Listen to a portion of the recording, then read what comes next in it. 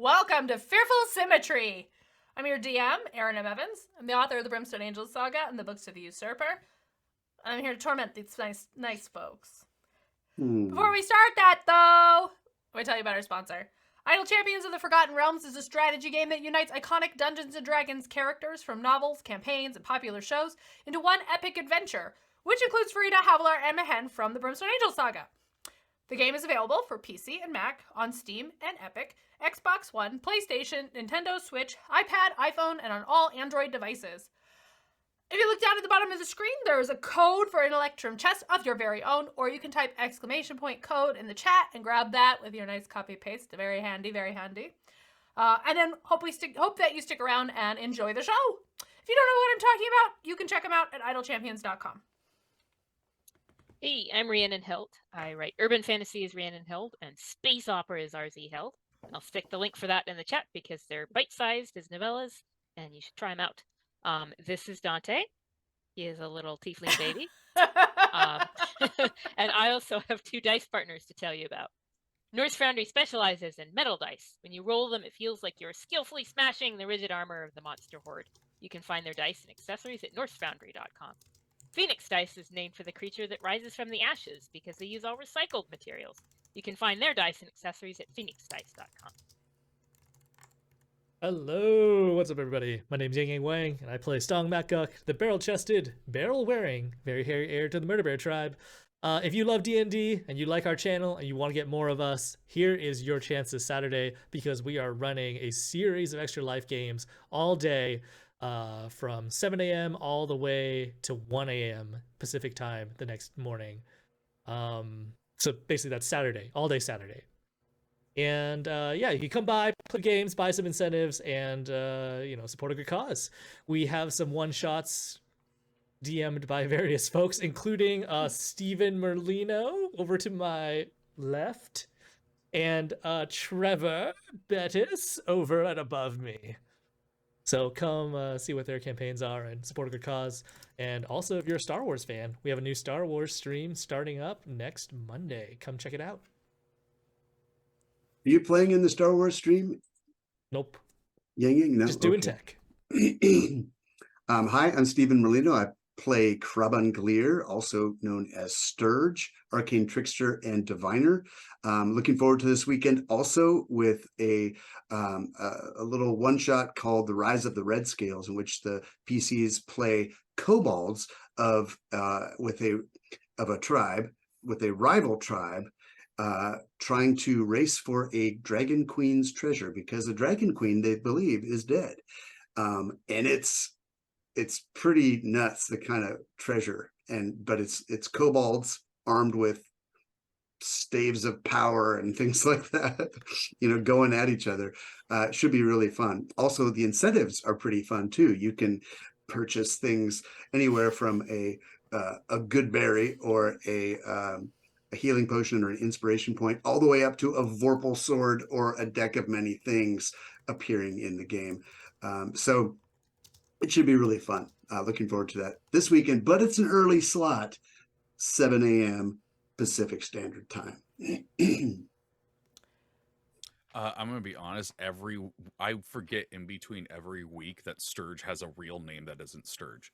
And every time Steven says it, I am surprised. Hey, I'm Trevor Bettis. I'm the writer for Idle Champions of the Forgotten Realms, which, speaking of, because someone brought up in the chat, has a new campaign starting today, Turn of Fortune's Wheel, which I wrote and started, and has nice. a completely different start to the beginning of the pre-written campaign. So if you want to see something new, check that out. I am also going to be running a game on Saturday. Mine is going to be at 7 p.m.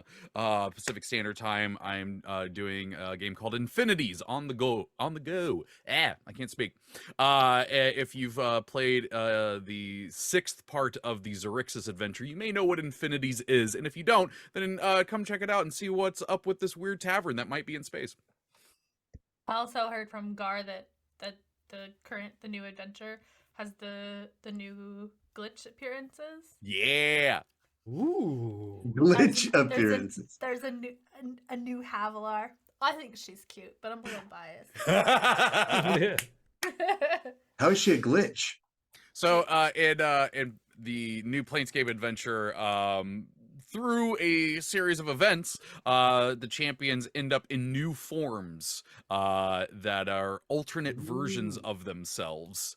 And so you get to see some well-known champions in new looks. Gotcha. A glitch in the Matrix. Something like that. Yeah. Cool. Okay, so where are we at? Well, you guys managed to defeat Florin's Pale Shadow, the Xanathar of this world. You killed him as per your deal with Lorcan, the Cambion who was his patron, and his dad, which means he's Florin's dad, but not this one. That's just how this world works. You got his key, which gross was the tattoo on his arm. And you got out of there because there were still staple demons threatening to summon Mother in the room. You brought with you, though, Lorcan, and also a Cyricist cultist that Florin's Pale Shadow was trying to trade to the staple demons, along with all of you, as someone from the other world. So you went ahead, you pulled the teleportation ripcord, you've gone back to the tower where Ilya is. Everybody be cool, because I just realized I did not practice Ilya's voice at all today. I think I can still do it, but... So you are back once again in the tower. The main floor is, let's see, what time? It's morning. It's morning, that's right, because you guys woke up, you ate breakfast. I don't think I know off the top of my head time zones, but I'm assuming it's later in the morning in Westgate than it is in Skullport. Just seems likely. So you're in the main floor of Dovaskaya's magical repairs and accoutrements. You see Ferris, the guys, I keep forgetting to look up what it is. A Steel Guardian? Yeah. A big, Yeah, not a robot. Steel Defender. Steel Defender. That's not the dog. What's the dog one? Oh wait, no, That- the dog one is the Steel Defender. Please don't tell me you've been thinking Ferris is a dog robot. No, I just thought that the Steel Defender could be any shape that you want. No, I think it's a... okay. It's okay. Okay. It's okay. Anyway, Ferris is sweeping the floor.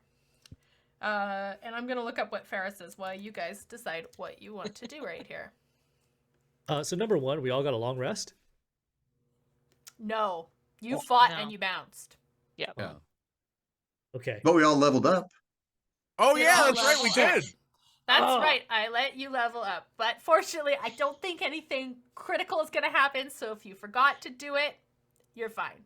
Okay. No, so okay, Steel Defender is correct. Okay. Okay. What's the dog? Okay, never The mind. dog, It's not the important. dog It's is not just the important. image for it.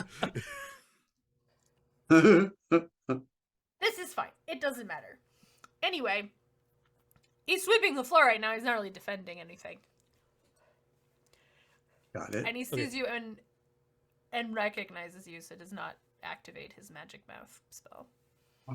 Okay. And so all of us appear. We've got Lorcan with us. We've got the cultist with us. And like Sturge is holding like a flayed piece of skin. Yeah. Okay. I'll wrap it up in something and make sure it's pressed between like two books, so to keep it flat and let it dry that way. And let's see. Actually, we could like just never mind. Well, we should give it to Ilya because he's been sort of keeping track of stuff. Okay. And I mean, maybe he has some kind of like magic formaldehyde or something. I mean, That for makes some of sense. your That's more probably- outre ingredients. Yeah. So we don't see Ilya at all right now, right? He's not here, right? He's not in the main area. Okay. Has Florin at all seen alcohol in this place, like in the kitchen or anything?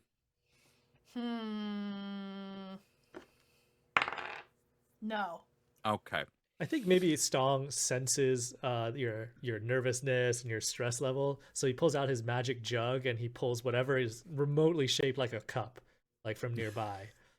And he pours There's some a wine. helmet. There's a helmet sitting on Oh, the counter. perfect. Yeah, he pulls him a helmet full of wine and hands it to Florin. Lauren snatches it, says thank you, and goes, "Oh yeah, we got the key," and then he just starts drinking it and walking into another room. Disgusting. You hear kind of a clunking and cluttering sound upstairs.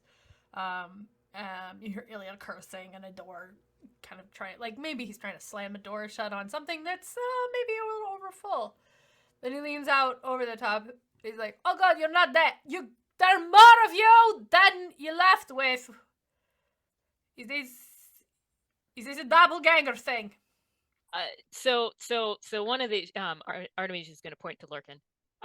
He can take care of himself, and I'm expecting him to like wander off at any moment.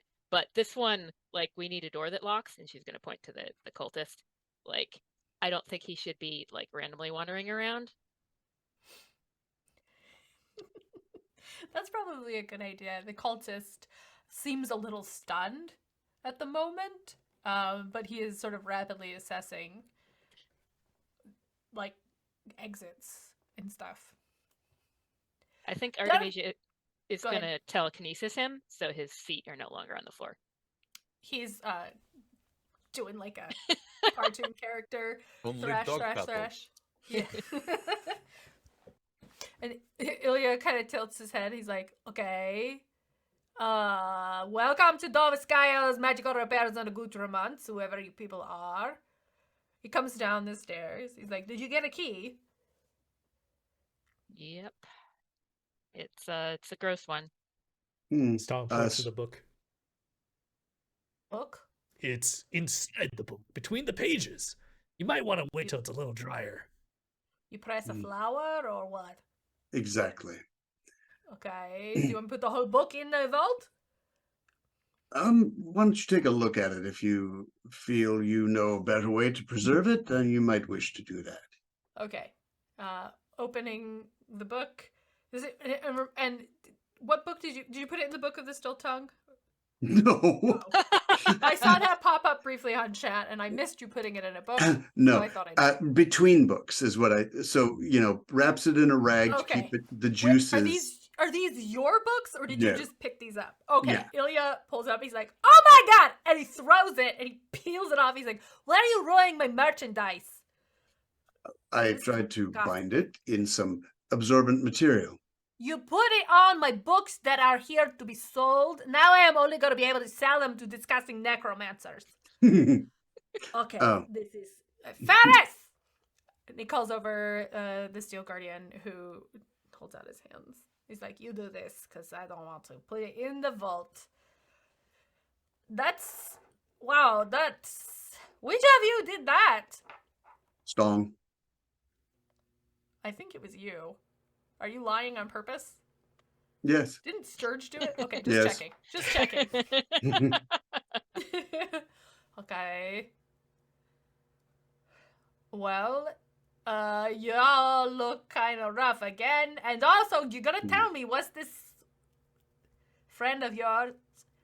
I don't know where to start. I found some things. I think you found some things. There's people in my house that nobody's introduced me to. And I think we just need to... why? Florin, I would not drink out of that. It has not been cleaned.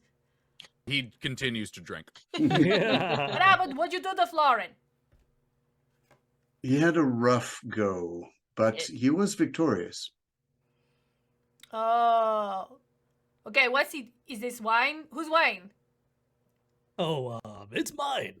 And then Stong holds up the jug. Would you like some too? And he starts looking around for a helmet. Another one. Ilya's gonna go tromp over to the kitchen. Again, more clanking.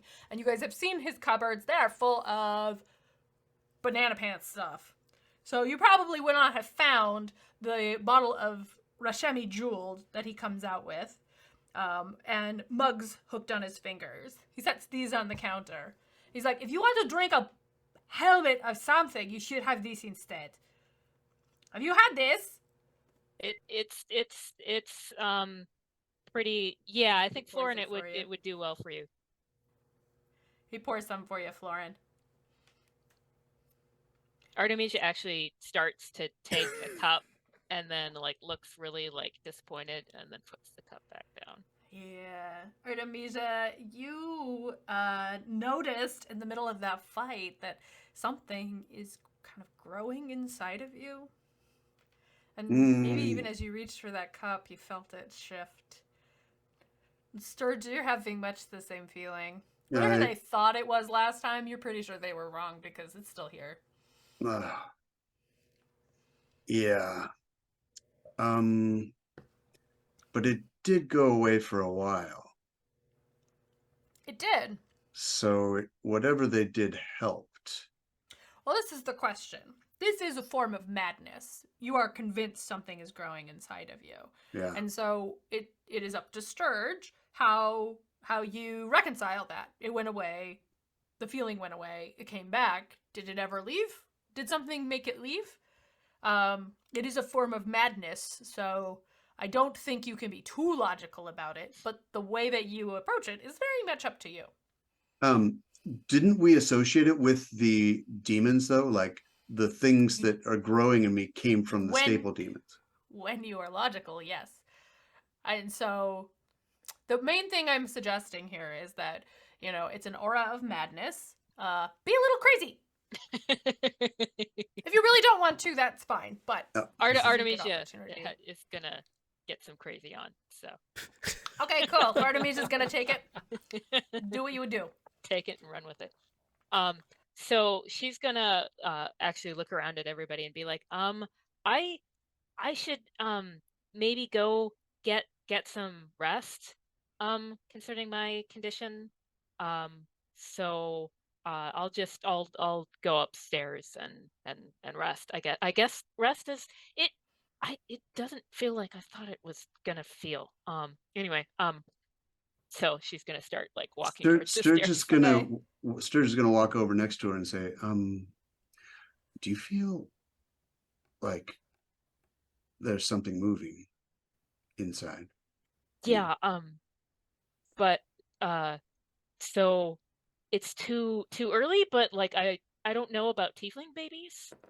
So and the wine just drops out of Floren's hand.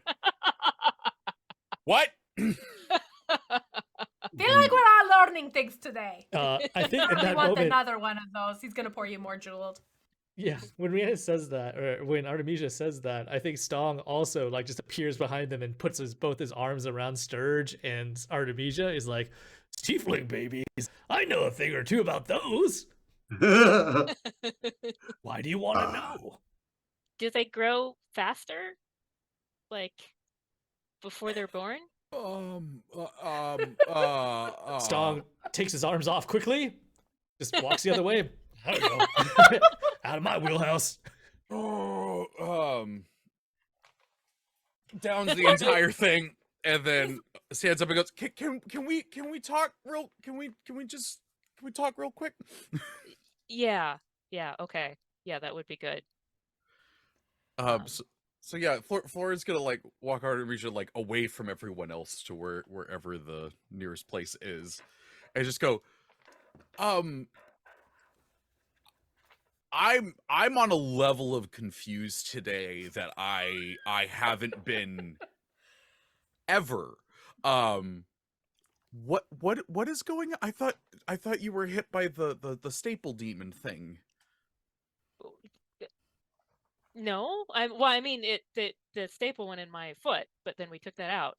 Well, I'm having the staple demons, baby.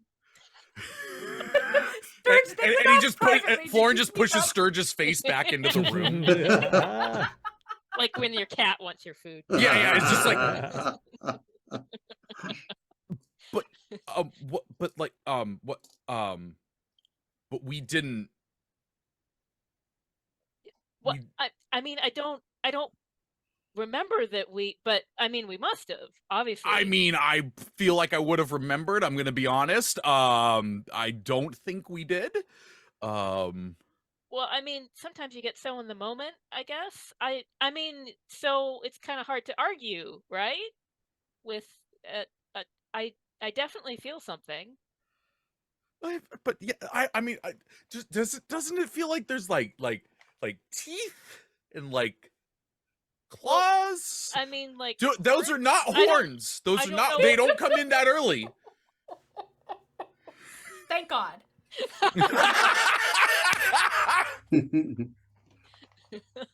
Stong's arm is going to extend into the doorway from around the corner. He's going to pour more wine into the helmet that Florin is holding. Are you pouring the jeweled or the wine? Just checking. The jug wine. Yeah, it's because it's in the helm. It's not the good stuff. But Flora's just but I mean, this is, I think you have the same thing that like I had, and when, I mean, Sturge has gotten it twice now. But don't you think we should at least try to see if greater restoration works on this? Well, so I've been thinking, and you know, I do really want kids someday, and this timing is really bad. Like, I'm expecting that you're gonna like run a mile because it's way too soon for that kind of commitment. But I just, what if this is my only chance? I should try, even if it feels wrong and kind of toothy. Like, you can't. I'm sorry, kind of toothy. I guess we found the name of the episode.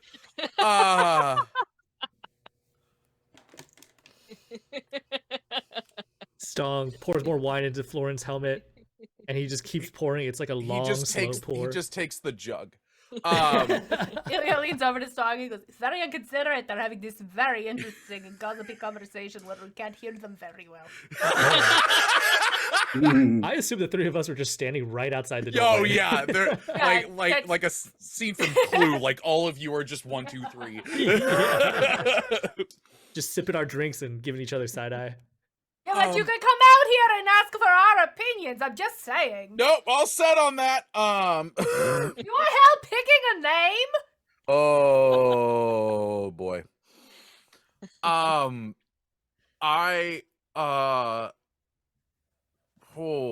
Okay.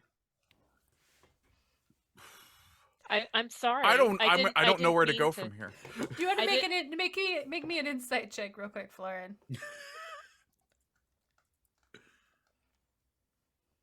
That's a 10.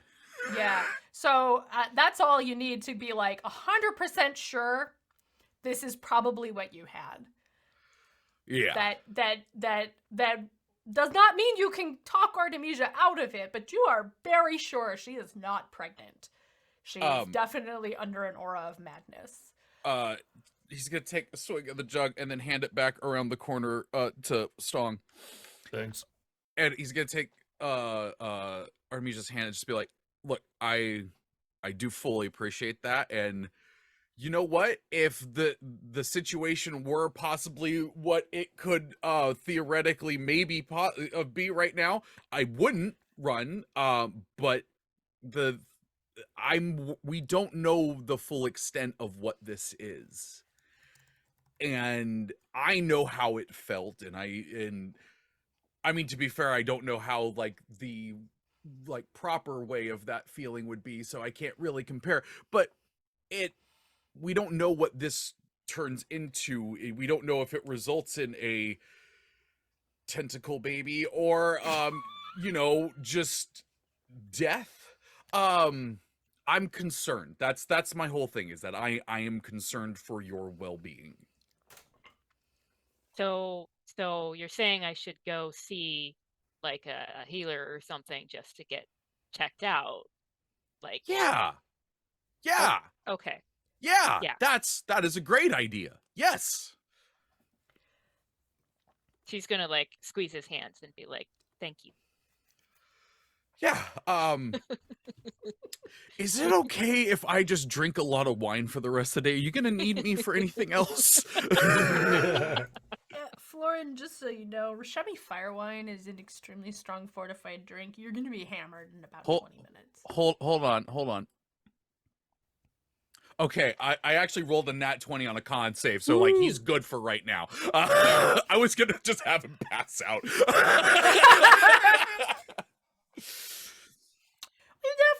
played before with people drinking, mostly me, drinking too much Jolt, you can stay up for a while. It makes berserkers drink it in Rashomon, and they get into brawls because they love doing that, as you might recall.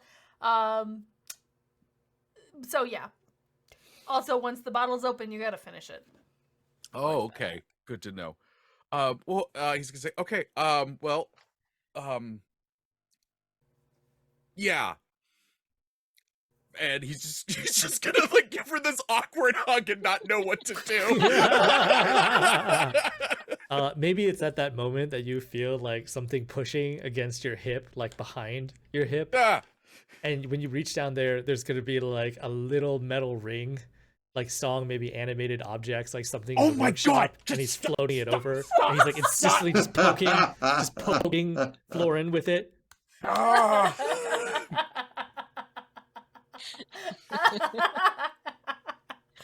Oh God, he has no spell slots left to do anything to you. Well, Smack him with the flat. Yeah, it's just gonna be. Artemisia can come out of the room and look at like Ilya and be like, "Do you know a good? Well, you wouldn't, I guess, but do you know a good midwife or like somebody who would know a good midwife?" I don't. I would go maybe to the Temple of Shantea or something. Yeah, this is not really a problem that I have to deal with. Question: what is Lorcan doing right now? Lorcan is just kind of leaning on the counter, watching all of this nonsense and waiting for you know, you get a feeling looking at him that he is sort of filing all of this away. He seems like someone who is extremely observant, and sort of just taking it all in. I kind of imagine as someone who is just absolutely completely enjoying the soap opera that's on the TV in the next room, but is doing his best not to look like he is. Sturge is gonna kind of saunter over, kind of lean against the bar where Lorcan is, and say, "It's a lot of foolishness, isn't it, Lorcan?" To be honest, I think that's most of what you all do. Foolishness. I don't truck with such foolishness. Me, have I told you? Do you know? It may be because I'm the product of a virgin birth. I myself, I feel as though it might run in the family, actually. I may be carrying myself. I see. But this kind of separation from others makes it difficult for me to stomach the foolishness of, I don't know, mortal love, I guess it is.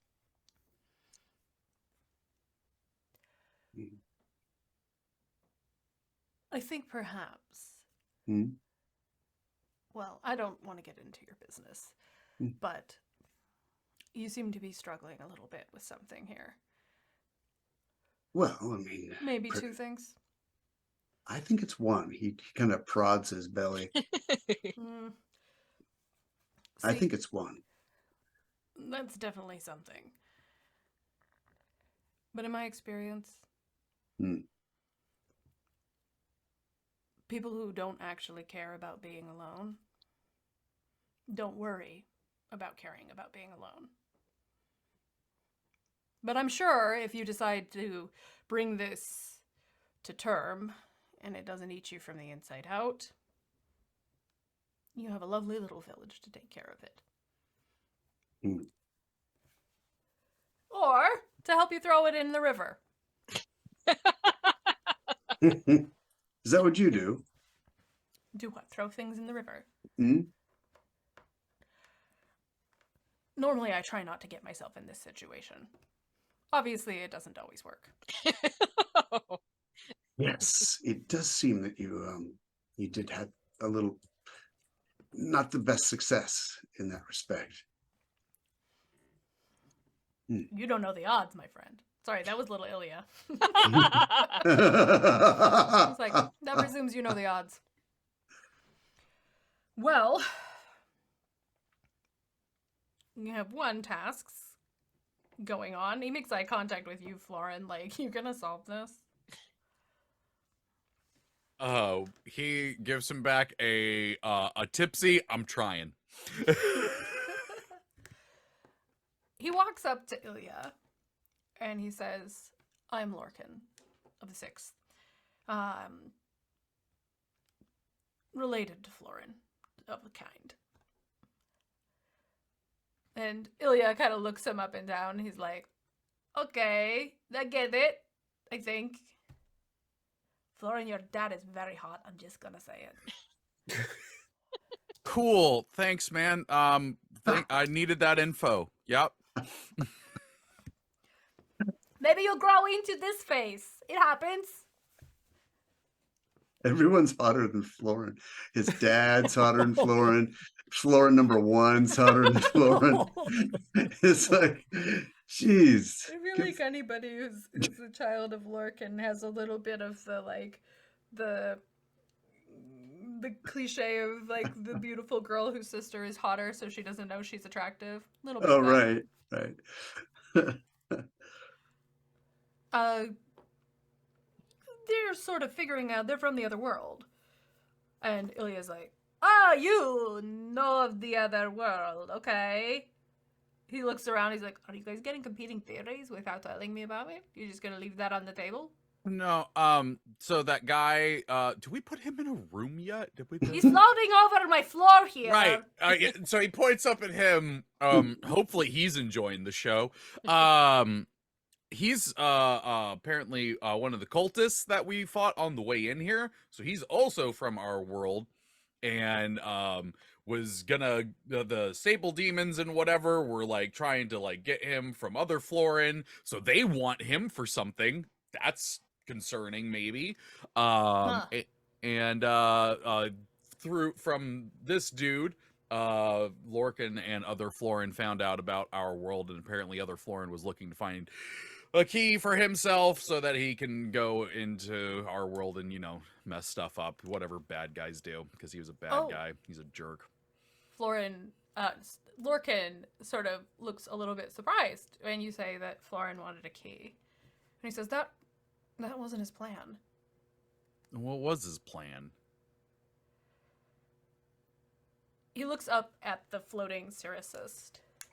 He says, did he tell you about the Rising Prince? Yes. Sturge about that.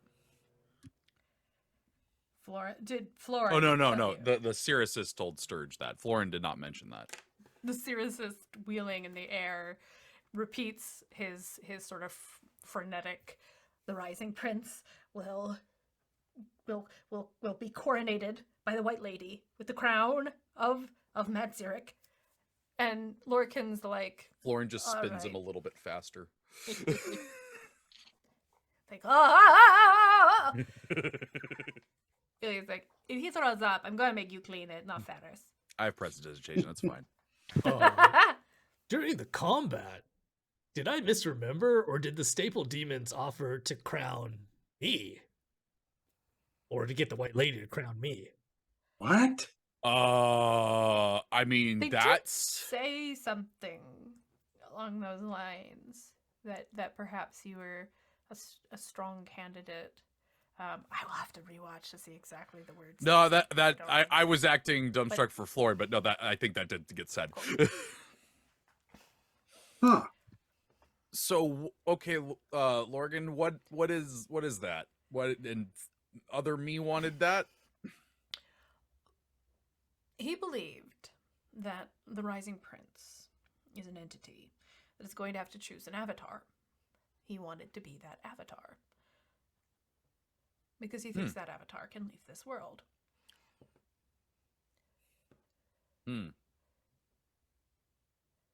Oh, so anybody that gets crowned becomes an avatar of the Rising Prince. To be clear, that's what he thinks. Okay. Well, Or I definitely thought, don't want I it then, suppose. because my body's my body.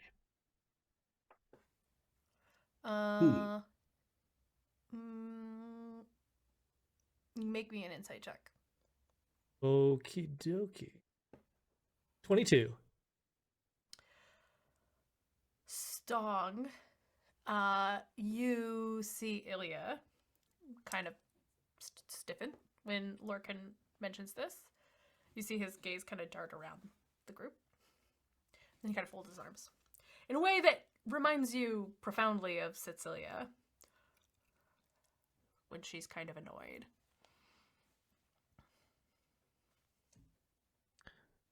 What's wrong, Ilya? I mean, you're telling me, you're looking for other theories, that's a thing, but...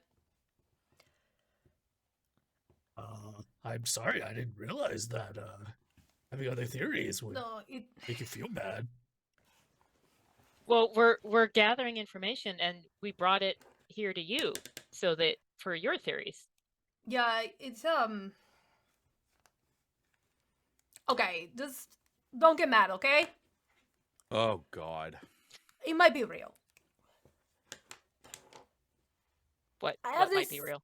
This Rising Prince thing might be real. Something is in this anchor of this world. There is some entity that it turns around. I just figure you tell me this thing about this white lady. I figured that's the entity. I kind of figured it is too scary. Don't poke it. We don't have to talk about it. I would like to insight check Ilya right now. Yeah. It's not very good. It's only 13. I was essentially trying to, Florin was trying to, Florin was essentially trying to say, it was just like, was he trying to also go for this crown thing? Because, like, everybody's talking about a crown now, and so. If anybody else feels like that's a thing that they would do. Florin, Ilya seems embarrassed and a little irritated, but that's as much as you're really getting. I mean, I'm rolling with disadvantage, so I don't think that I'm going to bother. He's going to be a terrible uncle. Uncle? Is he an uncle? Stong would not question it. Yang definitely wants to question it, but oh well. Alas. Stand by. I seem to have lost my character sheet. But I can just roll a die. Twice, because you're at disadvantage too. Oh. Yeah, it's going to be under 20. Under 20 is fine. Is it over 13? Yeah, it's over 13. 18. 18. Okay, 18. You don't... So, is Ilya saying something that he's not saying? Is kind of a vague guess. He seems a little flustered, and like he was hoping we could just proceed without getting into this. Yeah. It seems this is the most interesting thing we learned during our trip. I don't think we're going to be afraid of it. We've been dealing with elder brain dragons and surprise pregnancies. We're hardly going to be frightened by some nebulous crowning prince. Well, okay, so that's the thing, though. It's not just like a funny name. If my theory is correct, this is basically like... It's like the light that casts the shadow. But backwards, because it's mad. Shut up, it makes sense! Okay. So what happens to everyone, the shadows in this world, when the Rising Prince is crowned? And like... That's the question nobody knows the answer to. And do we know... That's the reason that some people would like to leave this place. Fair. They think everything will end when the prince is crowned. Well, this is the first that I hear about a prince getting crowned, but it sure sounds like the end point of something. Well, or the beginning of a reign. Yeah, possibly. How's this guy? This friend of this shadow of Florin? Is that somebody you want to be ruling over you? Oh, I see. So a tyrant. I mean, it doesn't seem good so far, although apparently they are trying to recruit Stong. You don't seem so bad, my friend. You seem Thank you. like maybe you're pretty nice. I mean, if I was the Rising Prince, I'd do good things. But you see, if you're just a shell, it seems as though this madness of lies, this prince of lies, this Cyric reborn would eclipse you and inhabit your shell. Yeah, I don't. Yeah, I don't want that. The Cyricist hears you say this Cyric reborn, and he makes this screech of frustration. He says, "Rising Prince is a perversion. It is not Cyric reborn. It is a shadow. It is a mere fragment. It is nothing. Cut out your tongue!" Mr. Cultist. Spin faster. Like Like he's just standing there like a contestant on Price is Right with the wheel. Just- Mr. Cultist, were you here to hinder or help with this process? I am to end the Rising Prince. Ah. So you It is know. punishment. You know how to get to the Rising Prince. My path is righteous. I will find it. I mean, did you come here without any clues how to find him? I will know the Rising Prince when I see him. Am I the Rising Prince? You Could be remember? one of us here. Absolutely not. I told you to cut your tongue out. You remember him saying before that he came through by accident. Okay. That they were trying to destroy the Pale Door, and that something before you guys arrived caused him, and he doesn't know. Well, maybe others. they to were get knocked fighting through. other people. They were. Who were you fighting there? Like, I'll actually stop him. The cultists of the White Lady, the Mother of Demons. And how are they in our world? Do you understand what happens with demons? Obviously not. Lorcan sort of sighs and covers his eyes, and he's like, I don't know your mother in your world, but I feel you've been done a disservice. Well, I thought he was talking about the staple demons and stuff. Like, I don't know how those work. Like, So this is a perfect time. You hear someone say, "Oh!" on the stairs, and you look up, and there's Thamior. Kayla's brother has been here the whole time. He's got kind of an armful of books, and he's like, I have something for you. And he comes down, and he's just all smiles. He is just a very cheerful, like, always positive young man. You mentioned those things, those staple demons, and I thought I should go look for that. And Ilya thought that was a great way to keep me from being underfoot and annoying. Yeah. And sometimes I helped Kaylith with her research, so I did just that. And he pulls out this book, and it's... You don't necessarily, looking at this, want to know what it's bound in. It's some kind of skin that is Lovely. just a little too soft looking. And he opens it and flips through. The pages are stiff and ancient. The ink is dark brown, almost the color of dried blood. And there are these intricate drawings of horrible looking things. There is something that looks sort of like almost like a pig with wings. There is something that looks, you guys recognize it as a sort of lobster claw thing, the Glabrezu that you fought before. There is a woman with many arms, and Stong, you might be like, oh, I know her. But you guys have fought demons before. But yeah, this seems to be a book full of demons. Yeah. Did we fought the Turns. pig one before with wings? No, Okay. I don't think so. Have you No. seen Nalfeshni? Wait, that's not the what? That's not. We've seen Orcus. That's It's not. I was Not thinking Orcus. Orcus, but yeah, okay. Oh. No, it's not Cool, cool, Orcus.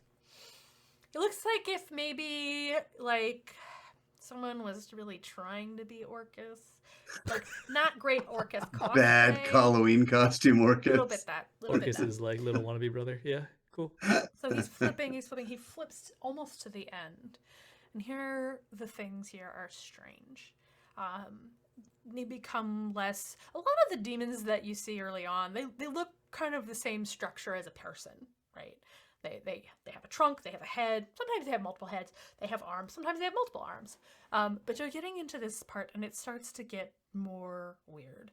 And then he opens the page, and you see this spread the thing you've been faced with several times now, the long grasshopper-like legs, the like kind of curved body with the sort of red eye, the little pustule-like eyes, maybe eyes on it, and you see the text, and he says, "Is this it?" Florian is like, yeah, that's the one, and is taking every precaution not to touch this. He says it's called a Drodnu. It's kind of Oberith, like a really ancient demon, like before the regular kinds of demons. They're complicated. Yes. I'm just gonna ask the question that's on everybody's mind. Can it impregnate people? No, I don't think. I don't know if anybody's ever tried. I don't think it would be pleasant. But it does say that being around them causes madness. And well, this says weak-willed people, but that seems kind of judgmental. I don't like that. So, but it causes a madness that makes you think that you are growing demons inside you. Usually, they're yeah. I mean, that really sounds like it's accurate to what Sturge has been feeling. Stong is avoiding Artemisia, not looking at her. But Artemisia, like, she's nodding, and it's pretty clear. Like, takes no insight check for her to be like, for it be very clear that like, she's just thinking, yeah. Clearly, Florin had it, Sturge had it. Mine's something different. Coincidence. Total coincidence. I'm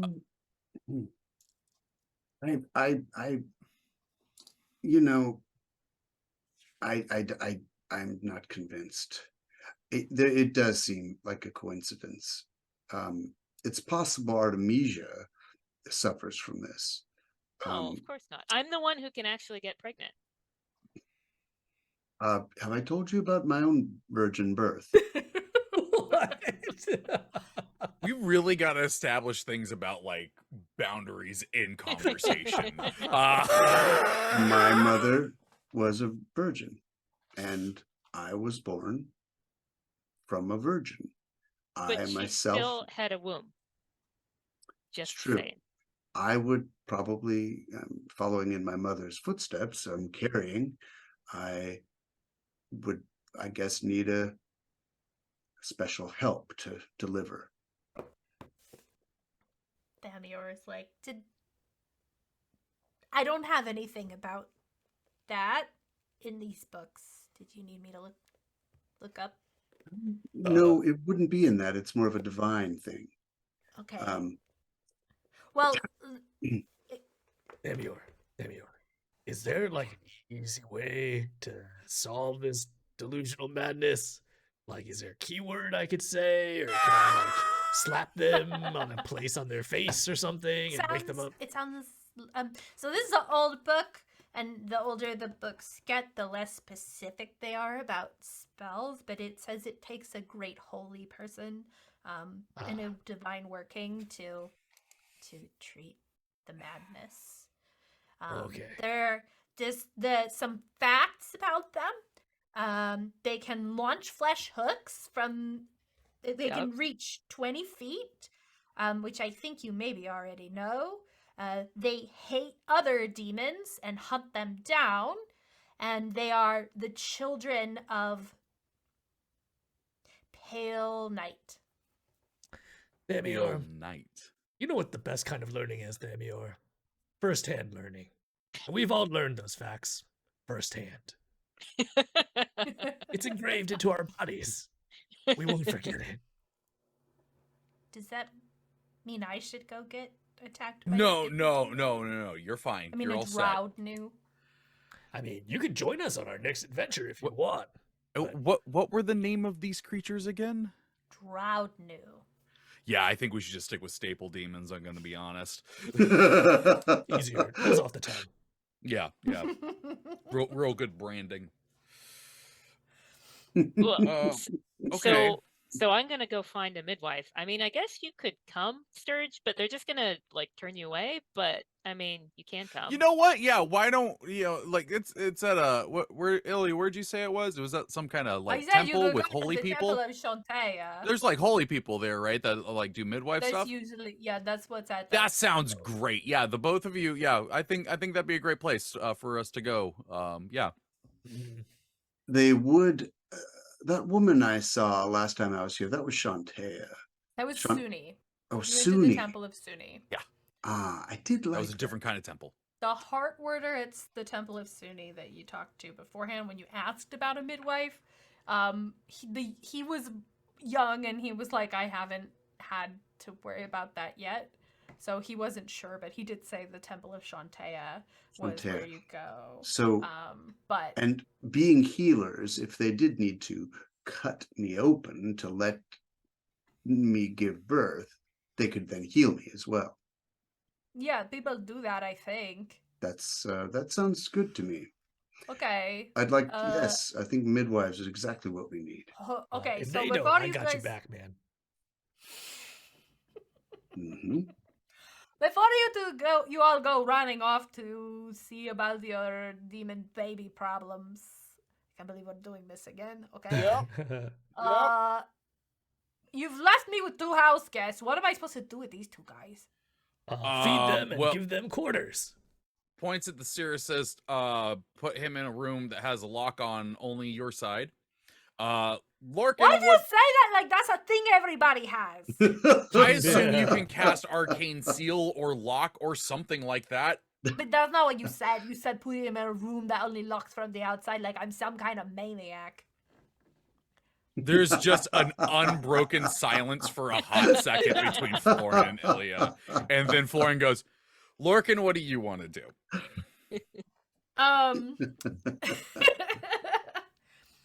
Lorcan is like, I don't really have something better to do, and I'm not gonna lie, this is all very amusing. Plus, you're extraordinarily drunk. Yes. Yes, I am. What? Hang on.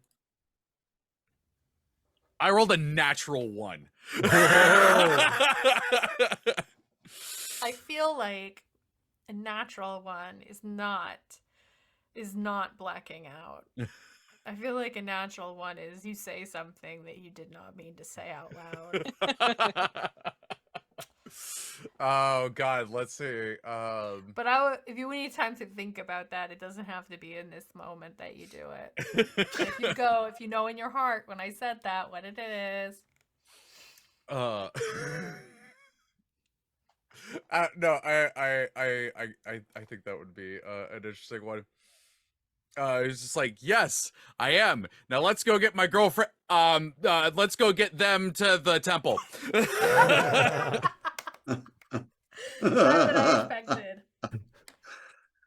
Okay, so and so as you go, Ilya is also like, when you have sobered up him and dealt with these 2, he says to Stong. He's gonna say it to Stong because you're the only one.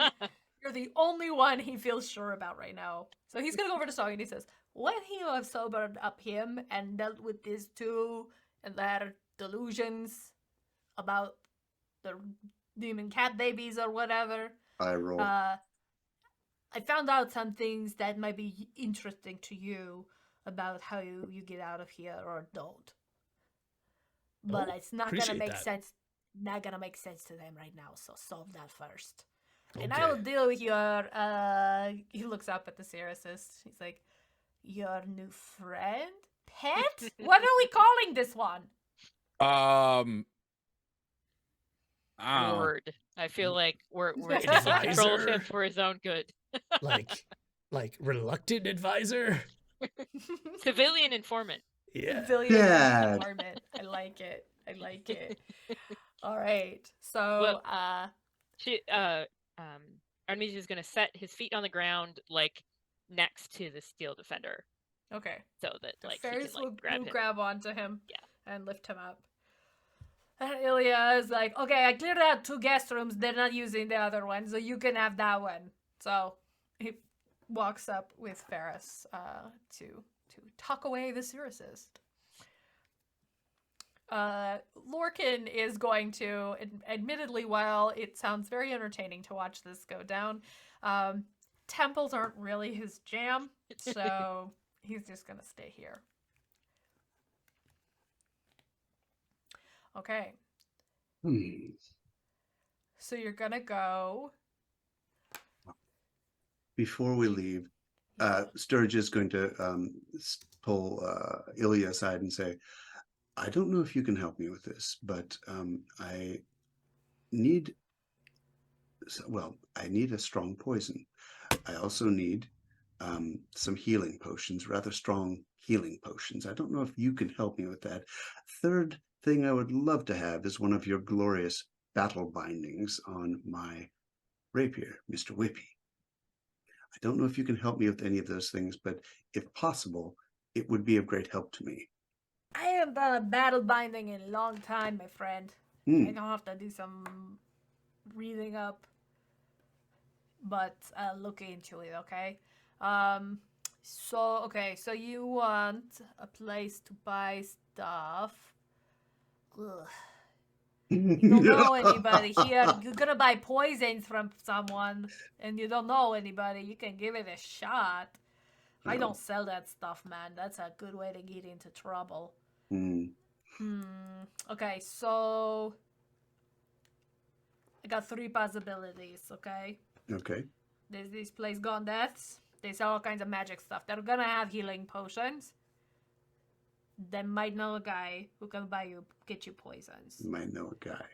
There's a place called Shalaratha's Fragrances. It's a perfume shop. But I hear it's kind of a front. You can definitely get stuff in the back. But they're gonna have to think you're cool, man. Don't go in looking like a narc, because they won't sell to you. Do I look like a narc? I don't know. You look like a lot of things. You do look like you lie a lot. All right. I'll go in and I'll say, I'll figure it out. I'm sure it'll do good. Okay, so there's also this place. Okay, yeah. So it's called the Blind Eye. It looks like it just sells like tack and stuff, but they are a fence, 100%. The best fence in the city. Not that I really know, but sometimes, there's a magic item and they want something fixed because it sells better if it's fixed. Those are the 3 places I would look.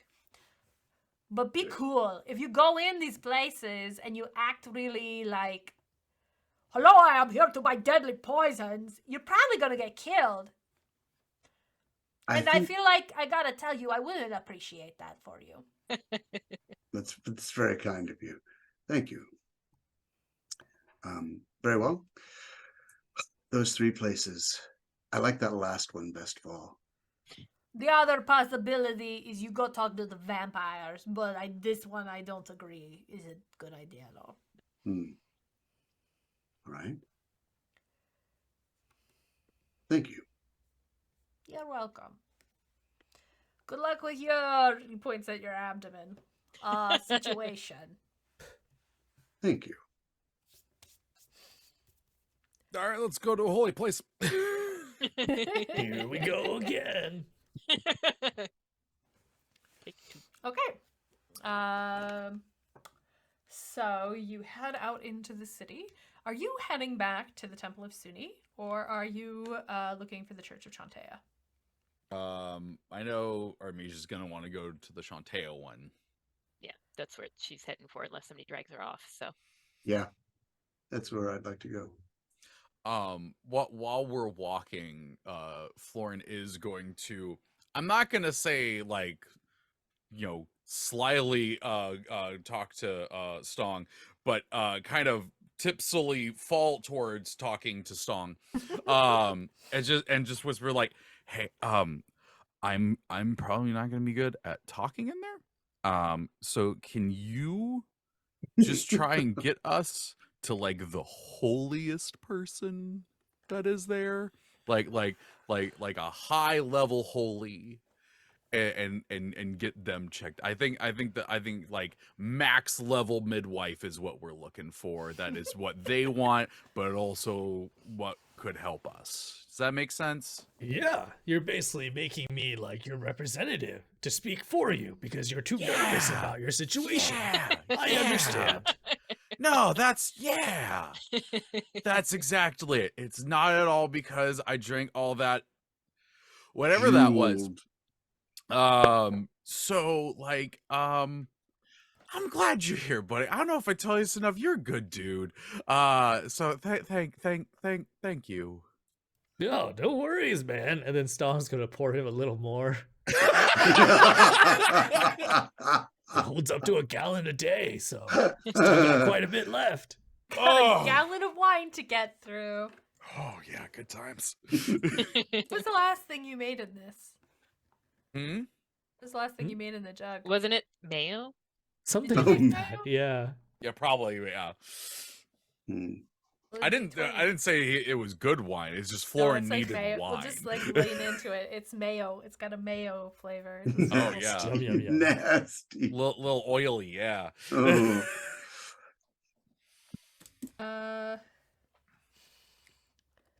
There is a shrine of Shantea on the eastern side of the city. And you know this from when you lived in the other Westgate. Shantea is the goddess of sort of the harvest and earth and fertility, but also just like, you know, abundance. She's definitely got clerics that tend to help with, you know, like midwifery for sure. But they might be somebody you go to if you're not feeling very well. She's definitely got sort of healers on staff, let's say. And for any kind of harvest situation, like a harvest festival of any kind, there will be a priest of Shantea. Let me look up one thing really quick. Also, yeah, if there's any talking on the way, feel free. Because a lot of stuff happened. Have you thought of any names yet, Artemisia? Yeah. Well, it depends if it's a girl or a boy, or I mean, if they decide to be a girl or a boy. But I was thinking, Alicia has always been a really pretty name, I think. Very pretty. So I haven't thought about boys' names as much. Does Alicia have a meaning for you? Is it a family name or a friend's name? I just thought it was pretty. It's very nice. I think it might be related to flowers. I don't remember where I encountered it, but Artemisia, you know, if you have a tiefling child, you better prepare to replace all your wardrobe with fireproof clothing. Sometimes their powers get a little out of control, especially when they're cranky. oh, that's true. And she's gonna like take like Stong's elbow and be like, I'm glad that, you know, I have your experience to lean on. Yeah, and I think Mirabelle will be really excited to have a little sister. You sure that you know about this? Okay. Sure it's not madness? 'Cause I'm starting to get excited. This is Florin next to him.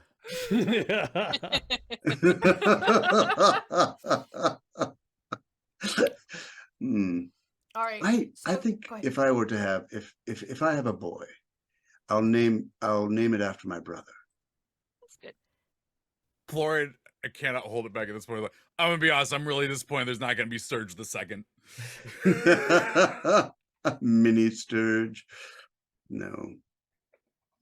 Oh, God. You know, I suddenly really, really want Sturge to find some strange, long-nosed little orphan child in there.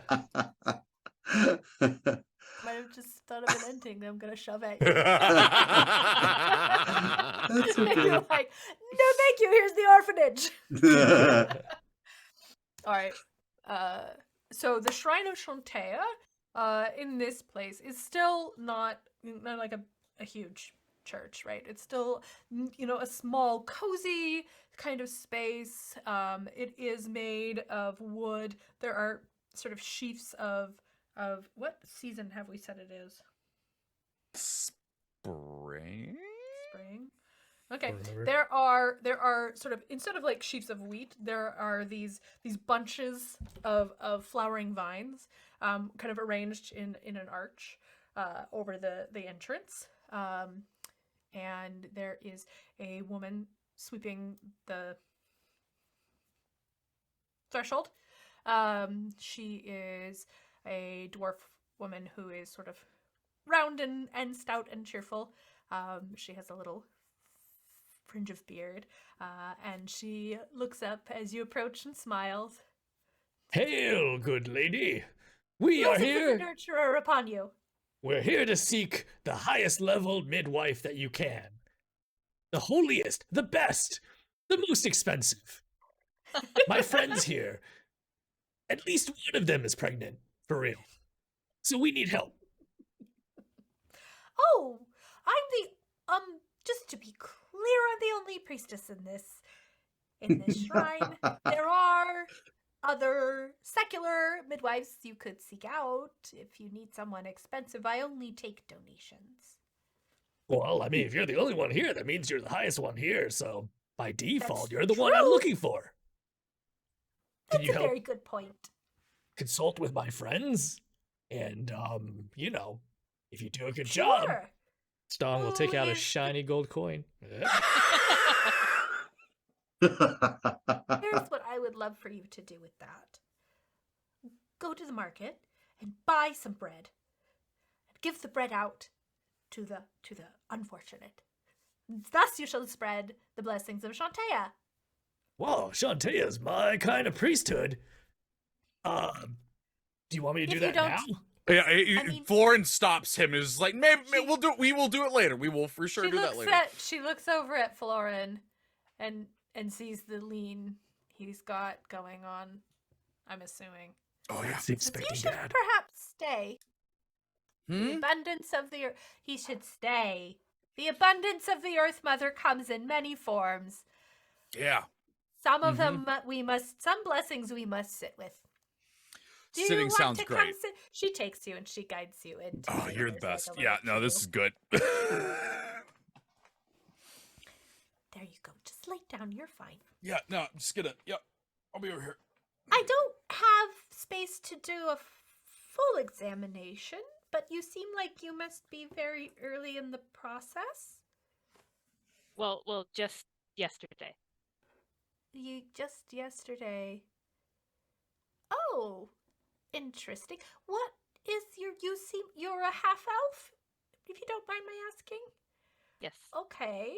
And you, sir, are a human with perhaps some elvish heritage? Yes, precisely. And when did you get pregnant? Yesterday, Okay. but it's quite come quite a long way. I feel it. It was a big day yesterday. Oh, okay. Is the father the same father? You should know it was an immaculate conception. Mine wasn't. Okay. Hers was very immaculated.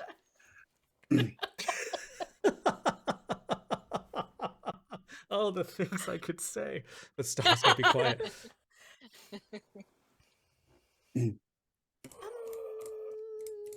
You see, several of my companions tell me I am simply mad, that I have taken a madness, as well as my friend. Although I think in her case she probably is a little mad. And Artemisia at the same time is sort of leaning into the priestess and being like, well, see, like, he can't be pregnant. So, like, clearly he was the demon madness thing, but like I'm something separate. Virgin birth. Okay. Sidebar. Just one moment. She Is goes that over something to we do Florin. here? Is that?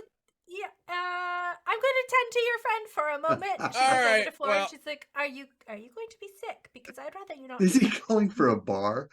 No, Do you I have a said bar here? sidebar like it's a court. I thought he was like, is there a bar here? Do you have? I need a No, chaser. No, he would have just taken the jug from Sturge, and Florida's trying to whisper, and starts to say something, then immediately apologizes for how much alcohol he smells like. He's like, I am like this because of the situation we are currently in. Do you have the ability to cast Greater Restoration? Yes. Okay. That doesn't get rid of a pregnancy. I know it doesn't because I don't think they're actually pregnant. I think a demon actually cursed them and they think that they are, and that will get it off of there. And the only reason I know that is because it once happened to me, except I didn't think I was pregnant, but I did have this fear about a demon jumping out of my skin at any living moment. That may be more information than you need to know right now. So, like, we're like, it's like, it doesn't hurt to just cast it. It's not like there's a downside. I will buy a lot of bread for a lot of people.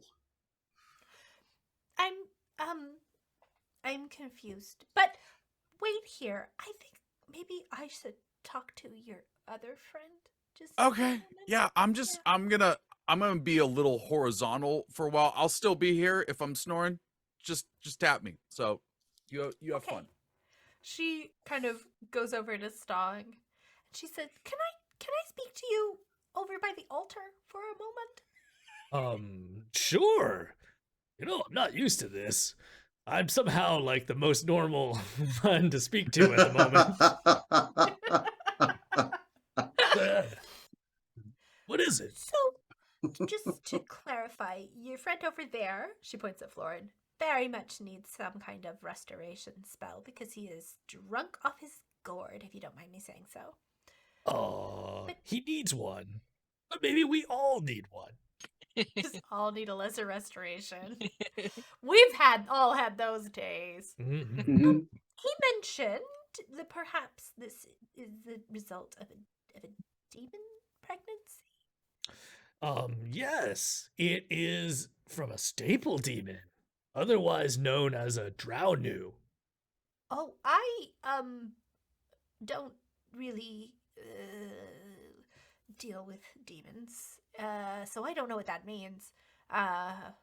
It's possible you might need someone with a little more specialized skills. Also, if your friends are dabbling with demons, I warn you, they really should be very careful. I know, it's the 1400s. Everything is new and fresh, and we can all love who we love, but there are limits, and you should not. Whoa, save the philosophizing, sister. Can you just point me to whoever can help us? What is that? I'm confused about what you need help with. But So- let me... We happen to be fighting these demons. We're fighting really hard to help save your world. And in the process, my friends may or may not have developed, well, one of them may have developed madness, and the other one is had a little bit too much free-spirited fun. So we need a greater restoration for one of them, and the other one just needs a very talented midwife, such as yourself. And that guy, he just needs to sober up. So whatever it is that you can do, you should do. Okay. Well, I don't get a lot of call for this, but I can do one greater restoration, I think. You say the friend with the long nose is definitely not carrying a demon child, correct? One of them is definitely not. I'm sure of it.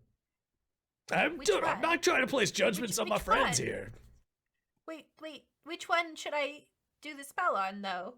You said one is fine and needs midwifery care, one needs a greater restoration, and one needs to sober up. I'm assuming sober up is the one on the pew, but I don't want to judge if he also is the one carrying a demon pregnancy.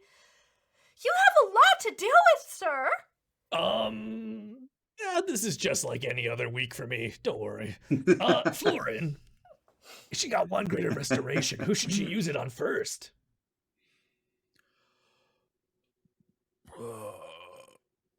Sidebar.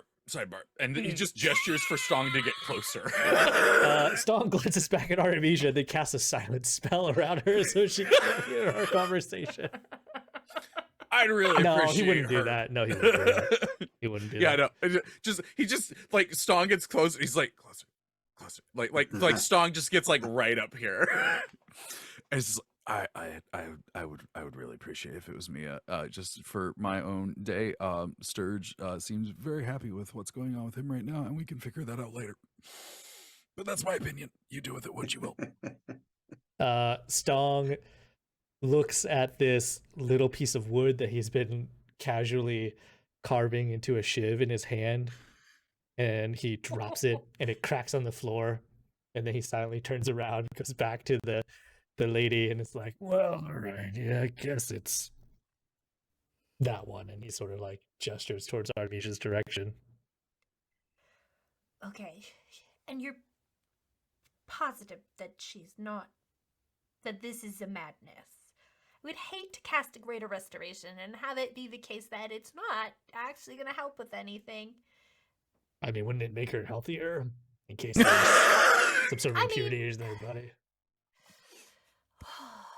Shantea teaches us that no effort is wasted when it is towards the good of growing all living things. So yes, it is fine if I waste a greater restoration on your friend. If she's not mad, she's just maybe pregnant with a demon.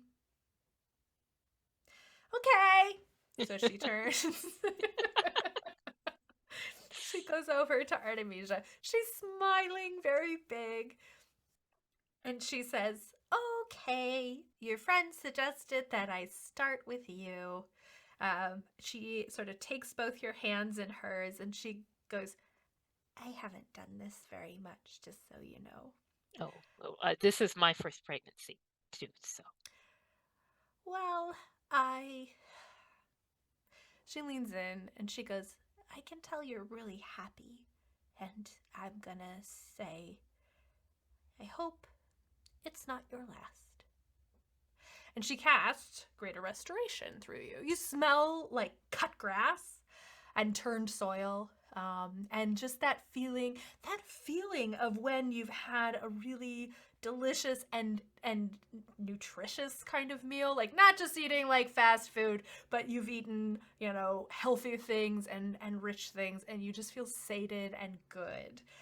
It washes through you, and Artemisia, when it passes, you do not feel that shifting in your stomach anymore. You do not feel something moving up against your rib cage. You feel back to normal. There is nothing growing inside of you. Oh, shit.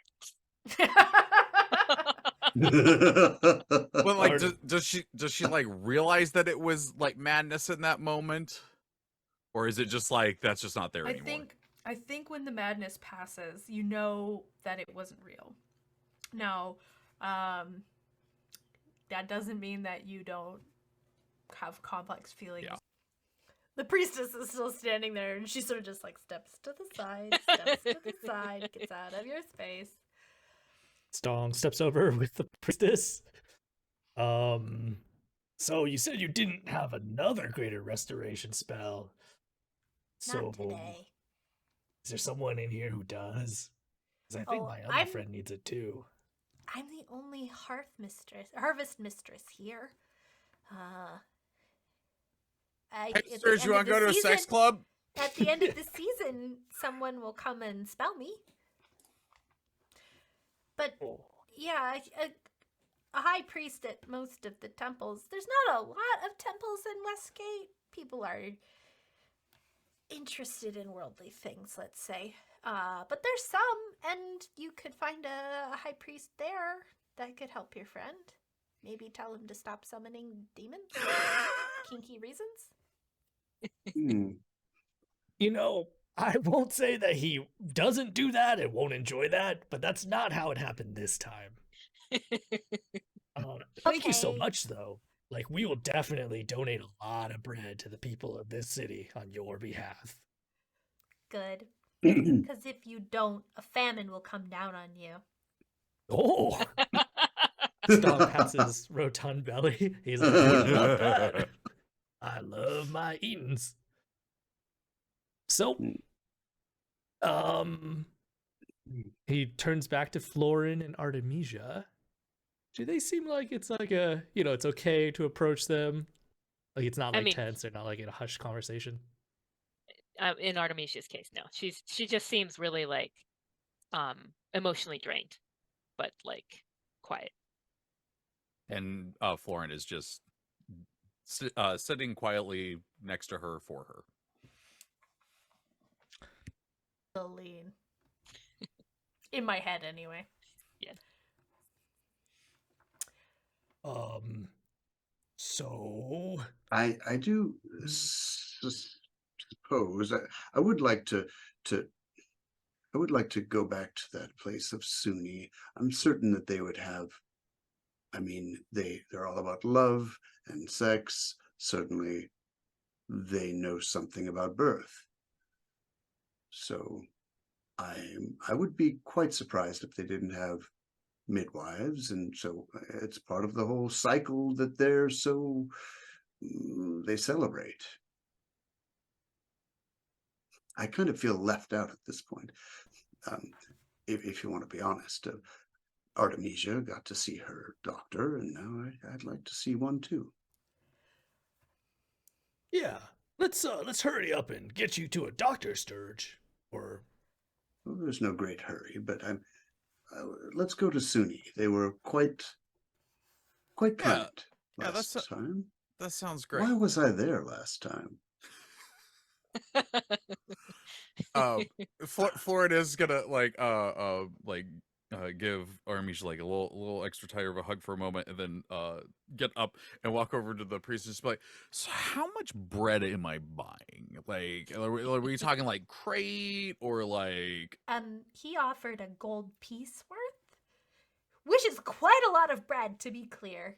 That's fair. Yeah, okay, cool. Well, thank you. Gives her some finger guns. Not really know what to do. It's a nurturer upon you. Yeah, she's great. Big fan. He's just gonna walk away now. All right, so you guys are gonna head out to the House of Delight. Mhm. I'm just gonna say for the chat, I realized in my notes I never wrote down the High Priestess's name. I think I remember it, but if I'm wrong, don't at me. Anyway, so actually, this is probably a good time to take our break. Nice little pause point, right about the right time. So cue us up for 10 minutes. And something happened? No, it's just cue for. Interesting. For me, it says I'm streaming. For my own app, it says it ended. But let's just go to a break and I can figure it out. Okay. Look, I can see it when I click over. Okay. Okay, cool. Yeah, give us 10 minutes and we'll be back, fresh as daisies, except for Florin. Pick up your gear and open your chests. Throw on your armor and head out on a quest. Hey, it's a brand new day. On the Sword Coast, your allies will help with blades and bows and magic as well. Hey, heroes on their way. Fighting together against overwhelming odds. Fighting together in favor of multiple gods. Idle champions of the forgotten realms. Idle champions, adventure never ends. Idle champions, get your wallet there. Idle champions, you will say it again. Idle champions. Welcome back! Part 2 of what we might be called. What did I write down? Kinda Toothy? I don't know. We'll see. So everybody got back to Ilya's tower. They sought out a priestess, a harvest mistress of Shantea to cure their pregnancies. from encountering what they now know are the Drodnu. She only had one, so she went ahead and put it on Artemisia, who now is aware that she was never pregnant. But only one greater restoration a day means Sturge still needs some help, so they've decided to head to the Hall of Delight, the House of Delight, the Temple of Suni that they went to before. Okay, so at this point, it's probably like midday. You guys got in, you got in pretty early. You've done that, and you're heading back into the city toward the House of Delight. Anything before we get there? Unless we pass one of the poison shops. Okay, let's do high-low. Get out my lovely Idle Champions dice. Well, and my beautiful Norse Foundry dice. Okay, high, you pass the poison shop. I rolled a 1. You don't pass the poison shop. You can do that later. I would like to buy 2 gold pieces worth of bread. I fill my barrel, right. and then I give the rest to Florin.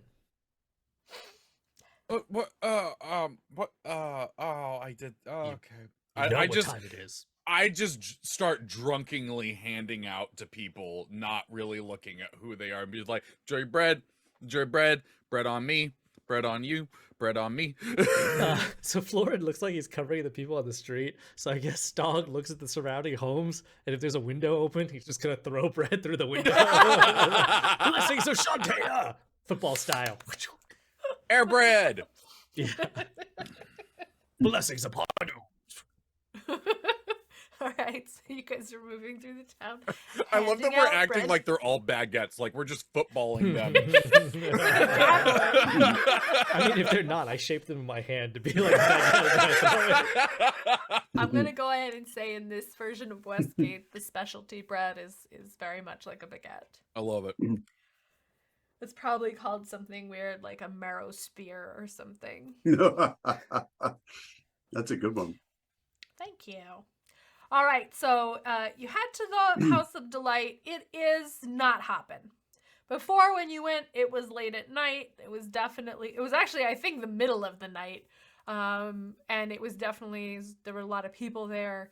There was only one heart warder kind of standing by the door. He's reading like a chapbook, kind of just like not paying very much attention. When you come up, he looks up kind of like he's people watching, and then you stop and he's like, oh, he doesn't have pockets, so he tucks it under his arm. He's like, welcome to the Hall of Delight. The shows don't start until dusk. Thank you. Looking for a particular priestess, trying to remember her name. Can Sturge do a memory check here or something? Sure. Yeah, Stong too. What would that be? I feel like we roll insight for do you remember a thing? Sure. But Ooh, natural 20. Nice. Wow. I'm pretty sure her name is High Priestess Galoidra. Galoidra? That's what I'm remembering. High Priestess Galoidra. Oh. Yes. Yes. She will remember me, I think. Okay. We talked. Okay, I can get someone to go fetch her. You should go through the ablutions to go into the temple, though. Kind of understaffed right now, but you can wash yourselves, right? Yes, absolutely. Yeah, okay. So he kind of points the gentleman to one side and Artemisia to one side, and he's kind of like looks at Sturge a minute like, the boy side, the girl side, the boy side? Let's go with the girl side today. Artemisia, are you going to stop Sturge from doing that, or? I mean, she's gonna kind of give him a little bit of a look, and then be like, "Okay, his choice." But Okay. she's definitely gonna like find a corner sort of away from him. All right. So you have split the party to go into your spas, basically. Once again, these rooms are tiled. There are sort of decorations of, gorgeous people in states of undress fighting monsters. On the ladies' side, you see depictions of women with like long, sort of silvery hair that sort of interweaves with these mythical creatures. There is basically a big hot tub, a big square hot tub in the middle. There's like a cold pool as well. And when you go in, Sturgeon Artemisia, you go in on the one side, and there are two priestesses wearing sort of like gauzy kind of robes, folding towels and talking to each other. And they look up when you come in, and they're like, oh, and sort of shove it, and they're like, blessings of Suni. Did they tell you the floor show doesn't start till dusk, right? Yes, we're here for the High Priestess Galoitra. Oh, okay. Okay, let me get the bubbles going. Just a minute. And she goes in the back and makes the tap that sort of spits out the magical bubbles kind of kick up. And you are invited to sort of like disrobe and get in the water and like wash yourselves. I mean, Artemisia enjoys it. It is pretty nice. It is pretty nice and pretty relaxing. Gentlemen on the other side, it's very similar. There's like one guy on the floor scrubbing grout, basically. And he looks up and he's like, are you here to fix the bubbles, or? I'm an adventurer, so of course I could do that. Is it a quest? I'm drunk. Do you need someone to cast a lesser restoration on you, sir? Or are you enjoying being drunk? I think he's enjoying it. Yeah, I'm gonna go with that one. You do need to disrobe before you get in the pool, okay? Okay. Don't get in your clothes. All right. Give me about like 10 minutes. He's Good. just gonna start fidgeting. There's a cubby over there. Do you need help? Does he need help? Do you? No, I'll be fine. Don't worry. You handle what's going on. I'm gonna go get some towels, okay? All right. right. The thing and the bubbles start up. I mean, you know, the other night when you were with Artemisia, you were like, it took you no time at all to take your clothes off. You. Yeah, that's fair. So, Florin. I mean, What? We've been dealing a lot with this issue today, but you just faced off against your other self, and you won. You look so cool out there. Yeah. How do you feel now? I think I'm trying not to feel. Does that make sense? Like, I had a lot of feels. I want less feels. I think that's where I'm at right now. I mean, I just want to remind you, you may feel like you're in over your head, but just think about how you just triumphed. You can handle anything, right, buddy? Yeah, yep. That is. I mean, we did thing. It was real cool. Still confronted with things that I have and have not done, and things that I will and will not do, and found out whole family secret thing that's still gonna mess with me even into the real world. Just went through my first pregnancy scare. Like that. I guess that's what just happened. I'm still kind of processing that, and think I probably will be for a while as well. Look. Remember how you threw down your weapon and just challenged him head on, one-on-one. In fact, you like handed him your magical sword. Yeah, no, it was real stupid. It was real stupid. It was impressive. That's what it was. You're like a true honorary orc at heart, you know? This is what you also need to do to face this, fatherhood issue head on. Just hand it your sword and fight it one-on-one. Okay. I'm gonna go ahead and file this under the Stong advice, and I will keep that for later. Keep it in mind though. I think for now, I guess we're getting disrobed and getting into some bubbles, because that's the adventuring group that we are apparently. So Look, you If take you it excuse long me, enough. I've Staller's got, just like- gonna help by like. I've got like 9 buckles on me that are just gonna they're my enemy right now. So Staller's just gonna help by just busting his buckles off, like roughly. okay, we're this group too. Okay, cool. Yeah, no, Don't worry, buddy, I I'm got used you. to I can- this. I can fix that while you're seeing that. You'd be surprised how often that happens. What the buckles? Yeah. Oh, okay. Oh no, no, It'll no! get Artemisia will be happy to mend those later. It'll be like a little treat for her. Oh, you're breaking them. Yeah, no, they're broken. The Heart Warder is offering to like try and fix them while you're in there, but he is full of, yeah. Okay, well, yeah. On the other side, is there any conversation that we need to touch on before you head on in, or I mean, Artemisia's pretty quiet, so. Dirge? okay? I'm just waiting for the priestess to show Okay. up. There you go. Once you're cleaned, they give you those sort of ceremonial robes to wear. They fold your clothes and tuck them away. It's sort of like you're prepared to enter the temple. And when you pass in, you both kind of meet each other on the other side. And the space is very empty. It kind of does look like a fest hall. Like there's lots of tables. They're smaller tables. Like it's only meant for like 2, maybe 3 or 4 people. There's little booths along the wall. There's a big stage. There are several people in these sort of robes of gold and white sweeping the floor. And you see beyond the stage, there's a passage that sort of leads through an entry into another part of the space. Right? A priest comes up to you and he says, "You're the ones looking for High Priestess Galoidra." Correct. Okay. I think it's best if you come with me, because we're still cleaning up and you're just gonna have to move around a lot. There's a lot of things that you've got to scrub down when between shows. Ah, of course. So he leads you into the sort of back half of the building.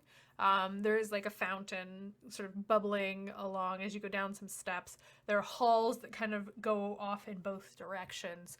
But he sort of leads you through a passage that goes around behind the fountain and up some stairs.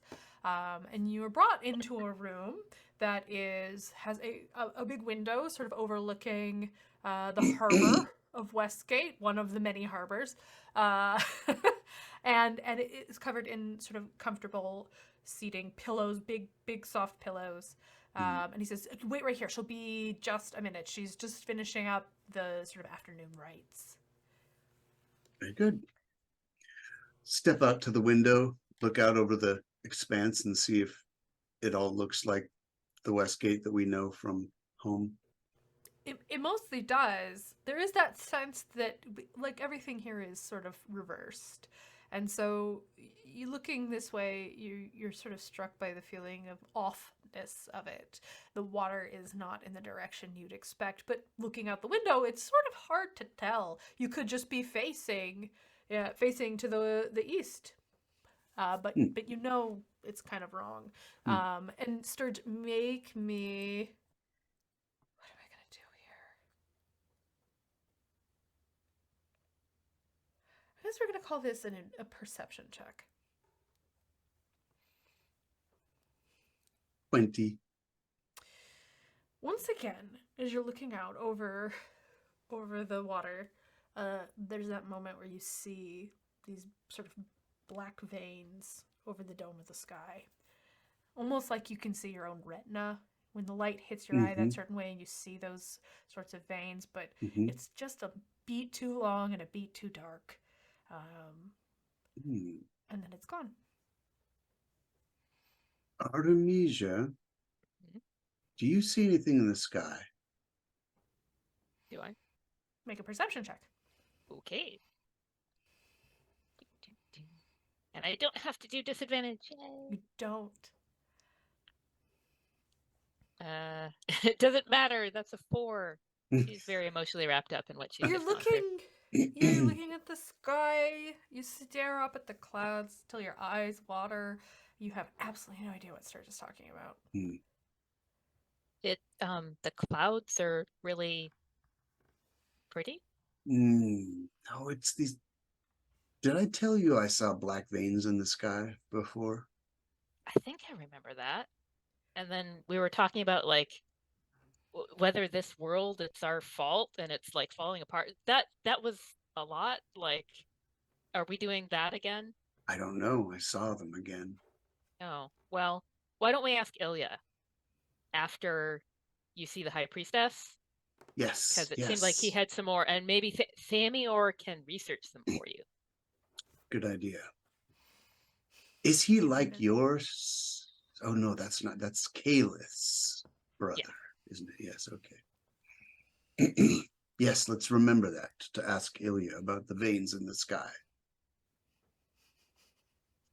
You guys have the best weird conversation. All right. So the door opens, and the same woman you remember from before comes in. She is middle aged. She has some sort of silver in her reddish brown hair. And she looks around at all of you. Or she sees you, Sturge, and she says, "Oh, you're back." He gives her a half bow. Yes, under different circumstance. I honestly I can't remember. I think I'm pregnant. If I recall correctly, this is why you came before? And she kind Yes, of looks over at Stong to sort of check in, because she does remember you as well. Stong vigorously nods. this time I think it's not. Well, whatever you did last time, I think all it did was delay it a bit, and now it's back. And I don't think that's necessarily a bad thing. I wonder if perhaps what you did before was good for it. Maybe slowed down its rather rapid growth and given it some time to mature more. I don't know really, but Come sit. And she beckons Mhm. you over to the Mhm. couch next to her. he takes her hand and puts it on his belly. From behind him, Stong's gonna hold up another shiny gold coin, and he's gonna mouth.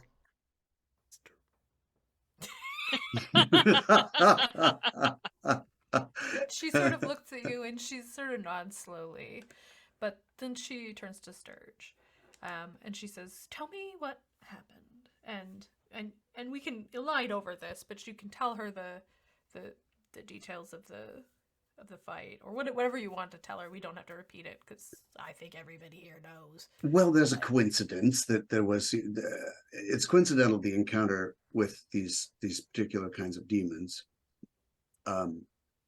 I haven't lain with anyone, nor do I carry a womb, but my mother bore me through immaculate conception, so there was no need, and I think that I perhaps have received the same blessing. Ah, I see. Tell me, you were very close with your mother. No, No, you I were a blessing to her. barely knew her. I was, in fact, I don't know. I was raised by my aunt. My father objected to the birth Ah, because he didn't have a part in it, and that was upsetting to him. which Also, one there are gives... peculiarities of my physique that disturbed him. What a cruelty. I wonder... Having trouble hearing you, could you speak up a little? Oh. Did I have a mic problem, or... Maybe, I don't know. Okay. It might be. Just checking. She takes your hands, you've put her hand on your stomach. She takes her hand off and she holds your hand in hers. And she says, "We spoke before about your God. We spoke before about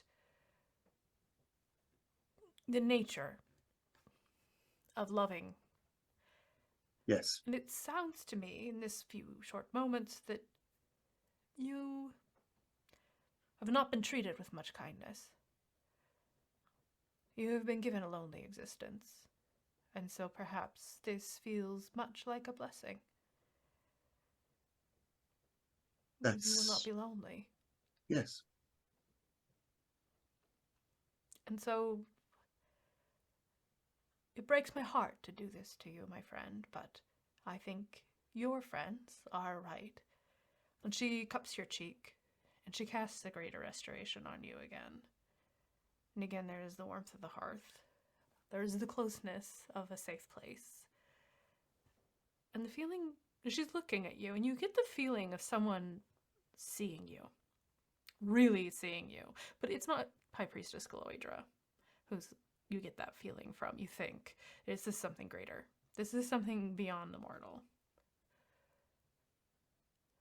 She takes her hands away, and she looks profoundly sad.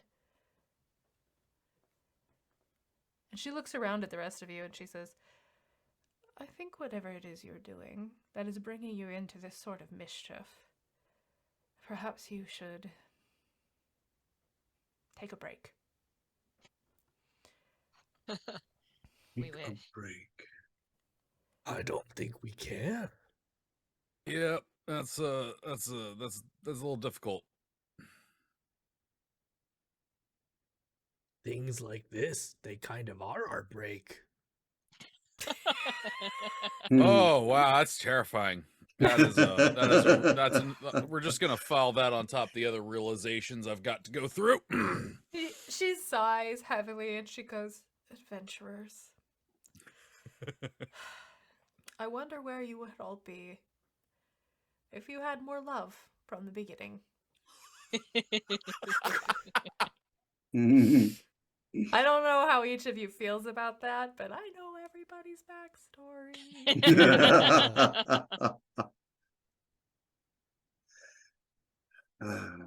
She holds out her hand to you, Stong, and she's like, this time I will take the donation. Dong hands her the gold coin, and he gives her another gold coin on top of that. And then he gives her a piece of bread from Shantea. All right. Is there anything else that I can do for you? Through the telepathic link, Stong wants to think to everybody else, like, can we ask her about the Rising Prince? Idea? Bad idea. Oh man, you do what you want. Yes. I think that through the telepathic link, I think that if we're going to talk about Rising Princes and all that, maybe we need to sober up some of us.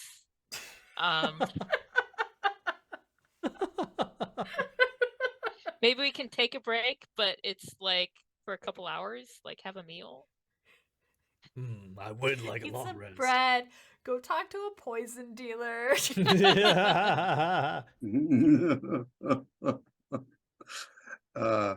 Trevor, tilt your head back slowly. Keep backwards, like backwards. this? Yeah. Okay. Now move your eye. Look a little to your right. No, the other way. Yeah. No, sorry, too The far. ring lights in your Trying glasses. to Yeah, get there.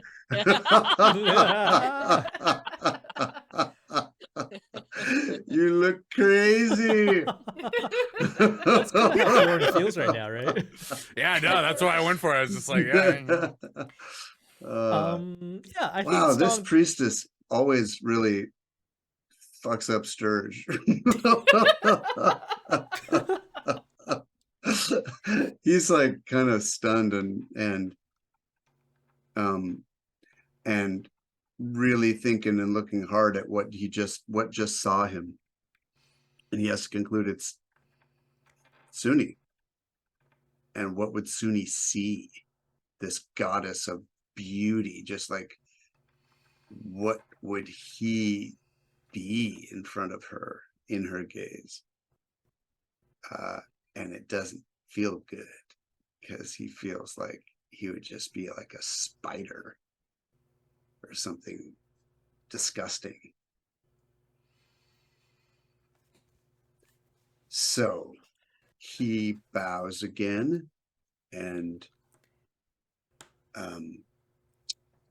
turns and in a dignified way goes to look out the window again, so he doesn't have to have anybody looking at him.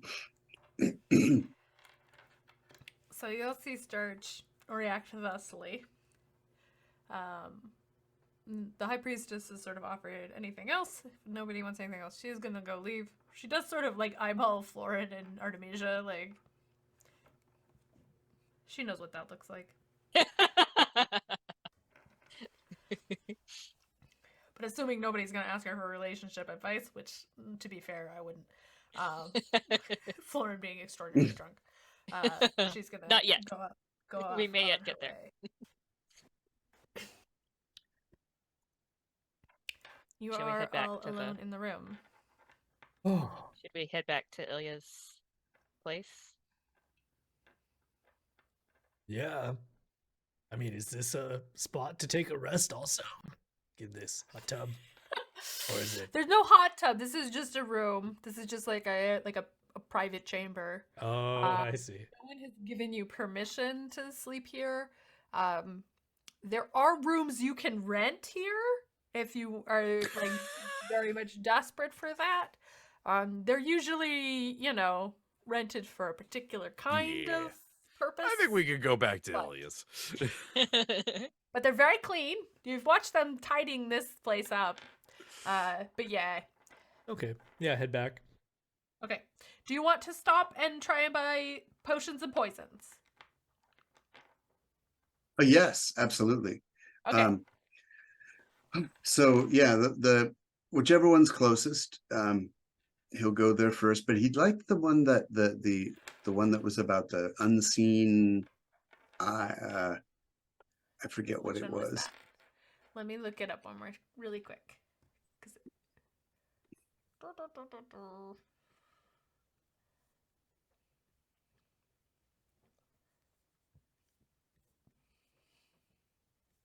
Shops. The blind eye Blind eye. Yeah. was the fence. Right. That I guess that why not give it a shot? Okay. Yeah. It is on it's outside Westgate, Oh, interesting. which is on the east side of the city, weirdly. But Yeah. that's what this place is. So. Okay. So head out there. Anyone want to come with? I think Stong wants to hang back with Florin and Artemisia. Okay. Sturge will just make it quick. Yeah. Jaunt. All right. Okay, so are you guys gonna follow Sturge and then hang back while he talks to the fence, or are you guys splitting up? I mean, I was figuring that we were all still going as a group. Okay. Cool. Sure, Okay, yeah. so you go over there. Sturge is gonna go in. You guys are gonna hang back. Okay. Sturge, you walk in, and again, you have to go outside of the city to get to this shop, but there's more city outside the gates than maybe seems obvious at first. But they definitely serve travelers. They have lots of there's like saddles and bridles and yokes for oxen. And you see behind the counter is a very skinny half-elf man with dark brown hair, and he sort of looks up as you come in and says, "Well met." Well met, indeed.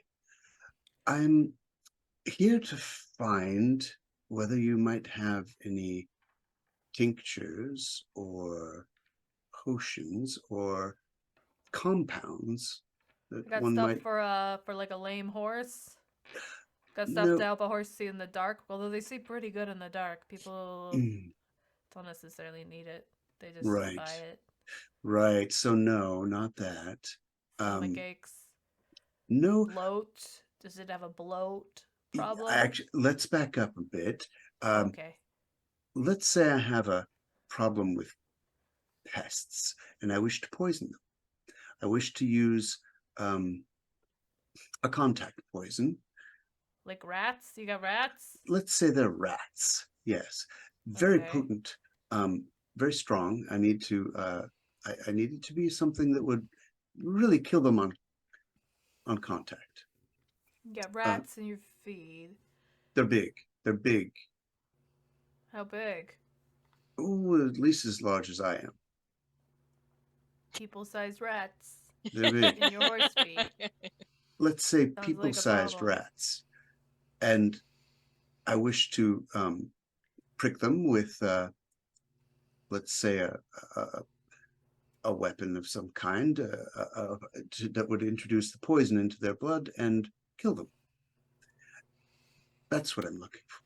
Is that the kind of thing I might find here? Depends. You with the watch? The watch. No. Yeah, like, are you a cop? No, I'm not a cop. Well, let me check something really quick. I just sell horse stuff, man. Look. You're gonna have to he's kind of putting up a front, so Yes. keep at it. So I'm trying to think of what do I use persuasion? Do I It's up to you. You can use persuasion. You could use intimidation. You could use deception. yeah. Kind of depends on your tactic here. Yeah. Pretty let's see.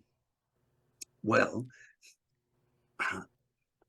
I have plenty of coin, and as long as there is no objection from anyone like the watch, I would very much like to purchase such a thing. Surely you've had people with this kind of problem before? I don't know what you're talking about. Mm. You're gonna make a roll. Yeah. Yeah, I'll just You're doing persuasion right now. Like, hey, we're on the same kind of business. We can do this. Now I've got to also, I speak thieves' cant, right? You do. You could probably boost it by doing well thieves' cant. So I'll just drop a couple code words in there for what I'm talking about. And I'll do, how about performance? I think it's got to be persuasion. Persuasion, okay. Yeah. Here we go. You're Oh, not natural luring him in 20. with a story. Natural Beautiful. 20. Okay. He kind of leans back and looks at you. And he says, I got rat poison and I got weevil poison.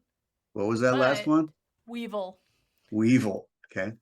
But because you speak thieves' cant, what you see his hands say is ingested, inhaled, or injury. Injury. I'll use the sign for injury. Okay. He says, he's like, let me check in the back. Is there something particular you're thinking of? Potent. All right. This is when I ask you, do you have something in mind that you're trying to buy so I can look at it and say yes or no? Oh, purple worm poison, wyvern poison, COVID.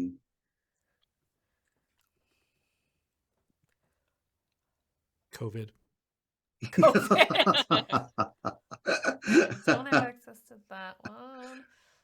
Let's see. All right. Who else has nasty poison? Okay, so you're looking for something that's going to do extra damage, but not cause like some kind of weird curse or unconsciousness. No, or just something want like to that. hurt Okay. somebody.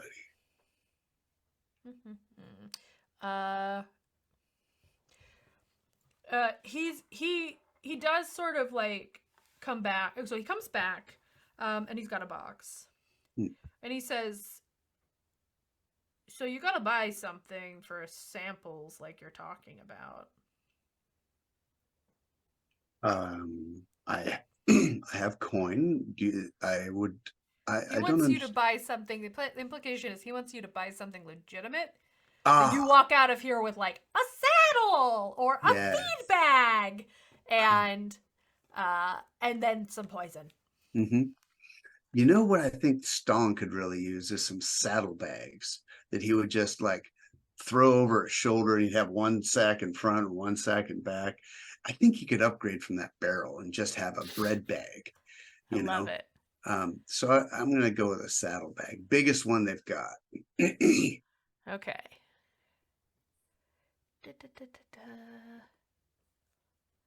Okay. He pulls down some lovely saddlebags and he tells you they cost 12 gold pieces. Hmm. I've got that.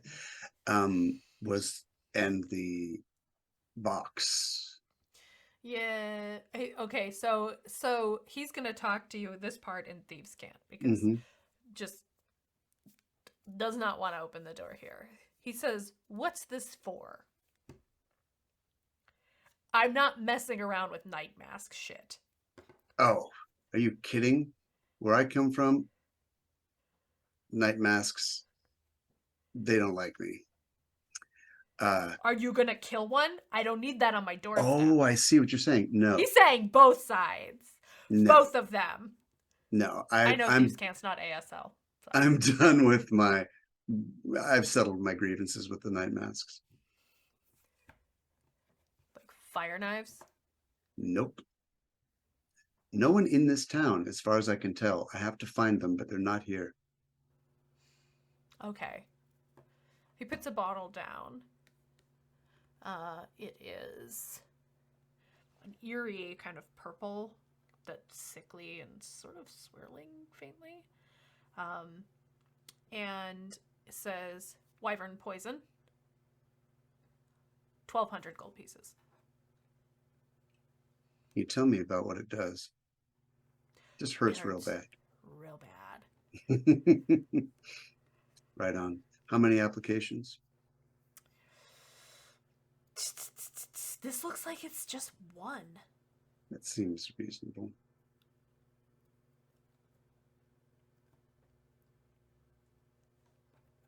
All right. Do you have the cash for this? I do. I have 4,190 gold. Yeah, we have so much money. I feel like this is one of those things. It's like you get gold in D&D, and then there's a lot of like, tracking it all is just not the most exciting part. So whatever. I don't know You don't how have to pay long. rent. You don't have to have groceries. Yeah. You're fine. So much. Yeah. Great. People just in this city, people just launch bread through your window. So save money that way. It's a much better Westgate than the one we came from. Okay. Good. Thank you. It's excellent. This is a fine saddle. Luck. I appreciate it. I'll come back here. Nope. Never seen you before. Bye-bye. And I'll walk out. All right. While he's in there buying poison. Oh, Sturge, did you want to try to buy some healing potions too? Yeah. That's ones they got. Do they have them in this place? I might as well buy them here if they've got them. The fence, he could. Yeah. You're going to get a markup though. I don't care. Only live once. You're gonna spend the gold while you got it. Let's see.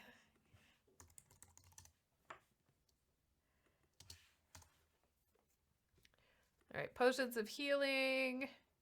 Hopefully better than just regular one, like superior or okay. You know. I'm gonna say he has them. He's gonna charge you 3 times market rate. Okay. And we'll figure that out. Want me to figure it out? 4,000 gold. It doesn't matter too much. Yes, I would love that. Thank you so much. Sure. So, what kind? Like superior what did you lose? I lost. I think it was greater healing and superior. Okay. And yeah. All right. I'll let you replace what you lost. Okay, great. You guys don't have the cleric, so yeah, it's helpful. You have some healing though. You're not completely out of it. Okay. While he's in there buying drugs, you guys are standing out in the street. Yeah, so Stong wants to pull Florin and Artemisia aside once Sturge walks in, and he wants to. It's very serious. He looks as concerned as you've ever seen him, and he says, so now that we've taken care of Florin's key, I wanted to talk to you guys, because we only have my key and Sturge's key left.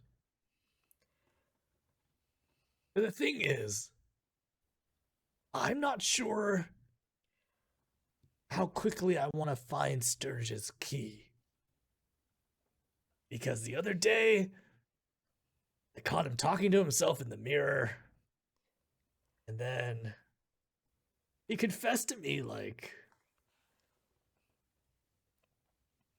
He confessed to me these revelations that he's been keeping about himself, where he's part of, like, a long dead god, and that god is, like, assembling the pieces.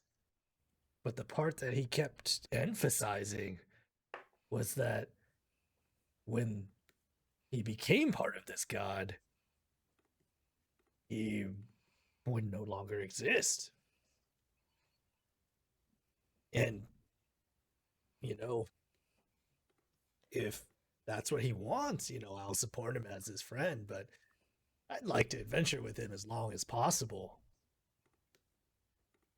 So Yeah,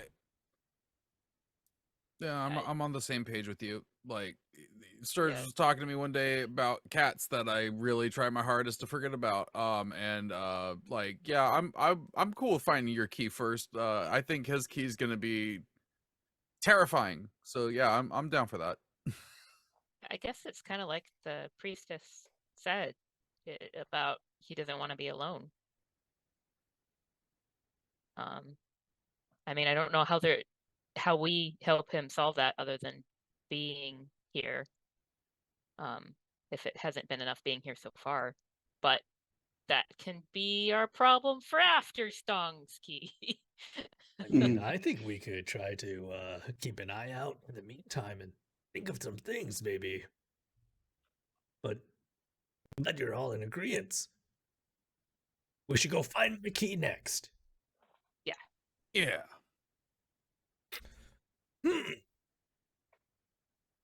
Speaking of that, I remember last time when we were in the area, there were some rumors that were related to a dashing half-orc bard and a string of incredible performances across the land near Lorcan. Do you think that bard's my shadow? Could be. Yeah, sounds like it. We could find Stong number 1. Excuse me. Yeah, it doesn't feel too good, though. Don't feel great. Feel pretty bad. Don't worry, I'm not gonna. It's only fair that we meet him first, and then you can decide.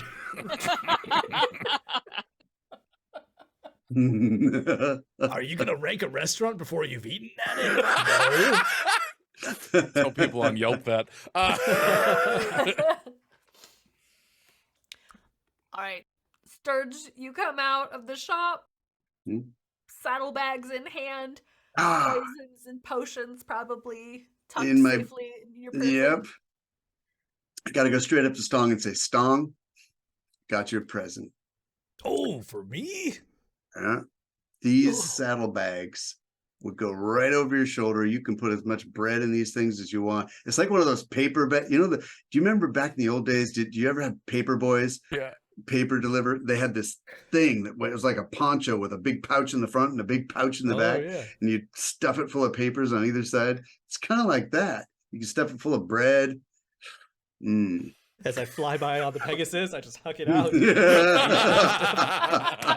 Just delivering bread like a paper boy. We have found Stong's post-campaign job.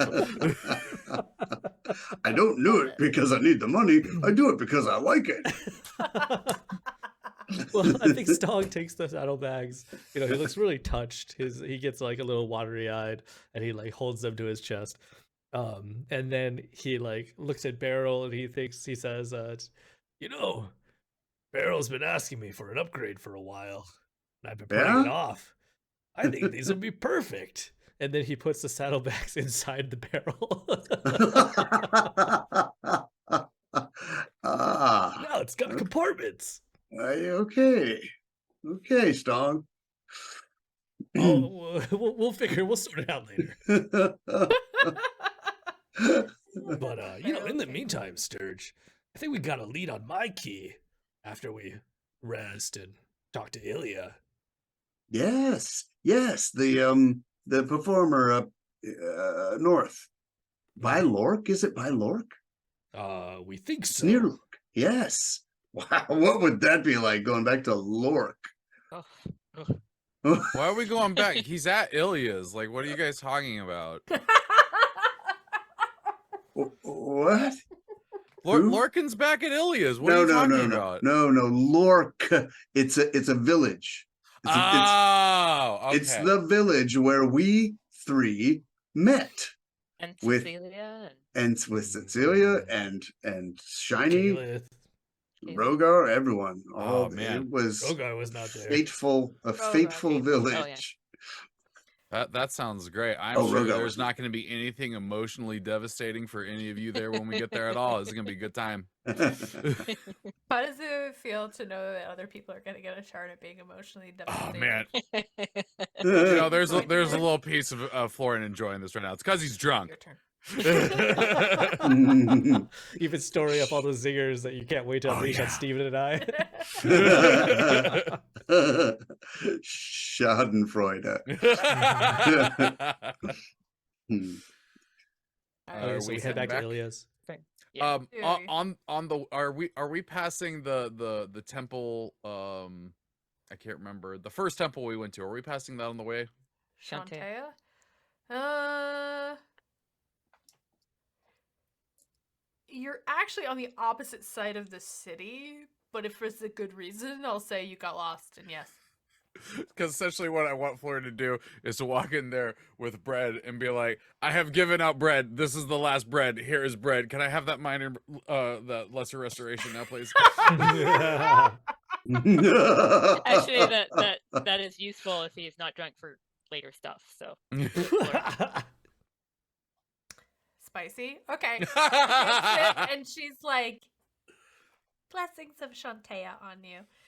And you get a feeling not as intense as Artemisia. Smells like cinnamon, but you feel better. Head's clearer. Oh, thank you. Oh. If only Sorry that were the possibility. earlier, but thank you for everything that you did. I really appreciate it. I'm gonna go now because I'm all the embarrassment I didn't feel before. It's coming up now. So you have a great one. Oh. You take care. We've all been there. Maybe not with the demon babies, but Yep. Mhm. okay. So you head back to Ilya's tower. and Artemisia's Florin- wanting to. Oh, sorry. I would say, Florin, as you're walking, you check in your pocket and you find that somehow in the tumult of dealing with your shadow, you picked up a gemstone worth about 1,000 gold pieces. Oh, there was a Oh, bling, wasn't there? bling. Was there a From bling? Doug. Yes, my Doug. Sorry, I couldn't make the priestess give you Love 1,000 it. gold. No, pieces. that You I did. appreciate that. But Yeah, no, he's gonna be happy about that because unlike the other three people in this party, he is not loaded. So Well, Artemisia doesn't have her money on her. She is it very. I mean, carefully, like, in the Florin bag, doesn't so- have his money ever.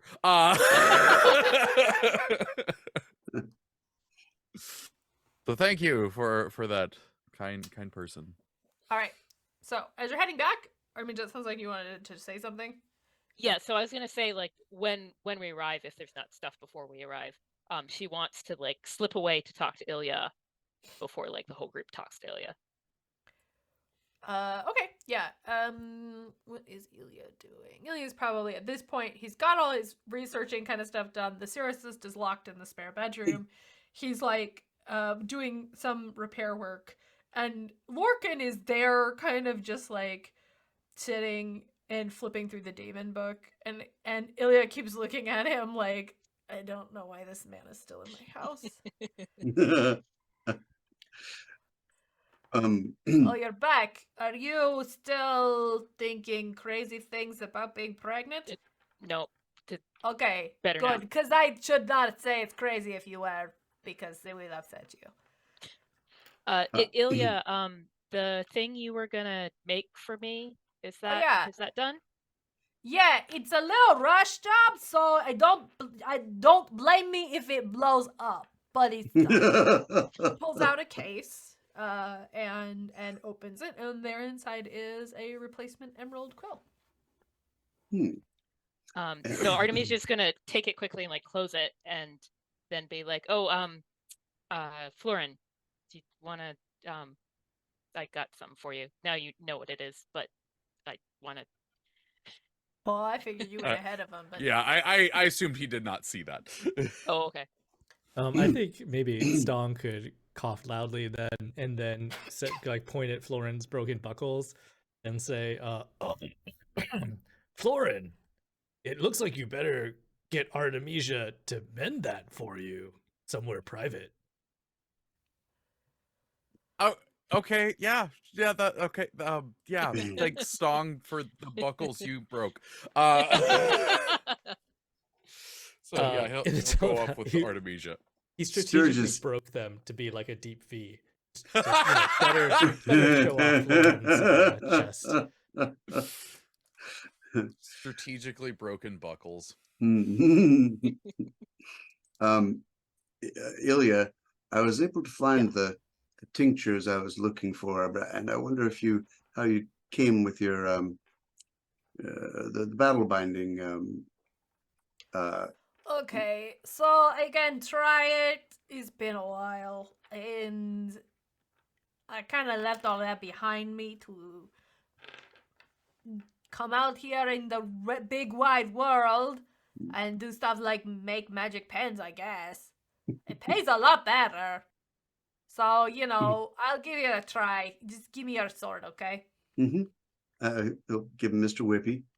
Yeah, it's gonna take me a little while, because again, like I said, it's been some time since I did this. Okay. Take your time. I thank you. And I can pay. Oh yeah, you're gonna pay. I don't work for exposure.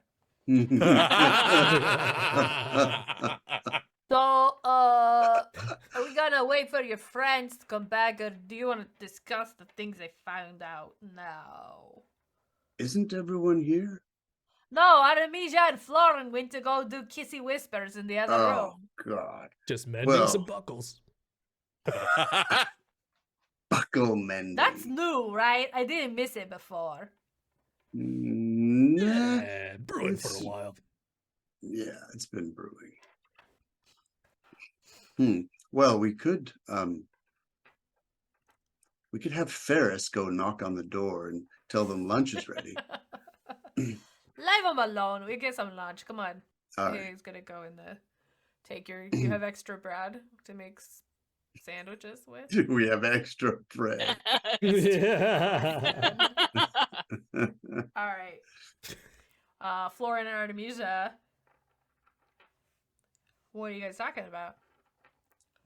So she's pulling him aside into a room, shuts the door, and then she's still got the case with her, and she's gonna sort of hold it and be like, so actually I got Ilya to start making this earlier, but I really want to, I'm really grateful for you've been a gentleman, and so anyway, here. And so she hands him the case. Thank you. And he's gonna open it and see that emerald quill, and like everything that has happened in the past, like I don't even know, has it been 48 hours? I don't even think it's been 48 hours. Maybe 48 hours? Maybe. Yeah. Like just one thing after the other of getting hit with these emotional things, and then to see that something that he like did consider like kind of part of himself, like that was something he carried with him everywhere and everything, and so to see a new one of those and have this good feeling, and then this kind of overwhelming sense of guilt. And also on top of that, like even with the minor restoration, still like having that weird drunk confidence going on. He stares at it and he says, "I read the letters you sent to Viscaris."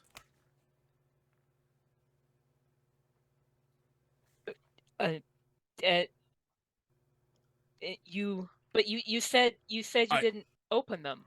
I'm sorry. There could have been a better way for me to do that. I didn't know you at the time, I felt I was wrong, and I felt wrong in the moment being presented with the person whose secrets that I had read, and I didn't know what to do, and I lied because lying is what I normally do, and I don't want to lie to you anymore, and I'm sorry. And so all this time, you've known all that about me. Yes, which was incredibly unfair. And so you can probably sort of see, like, she's got too much emotions, and it's sort of like just whirling around, and like there's this turn where it probably wasn't there before, but it has to go somewhere, so it goes into anger. And she sort of draws herself up, and the wings like come out. And she says, it's so typical. Did it make you feel big, being the Harper who knows everything about people, and they know nothing about you? You could have told me about you in exchange, and you told nothing.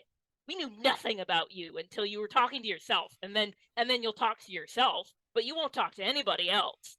And so I'm sure you just love that. That's a Harper kind of thing, I'm sure. Like, you get to feel so superior, just knowing everything about everybody, but they know nothing about you.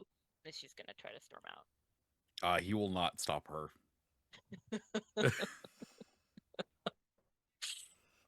Because he's just kind of standing there, just frozen, holding the box.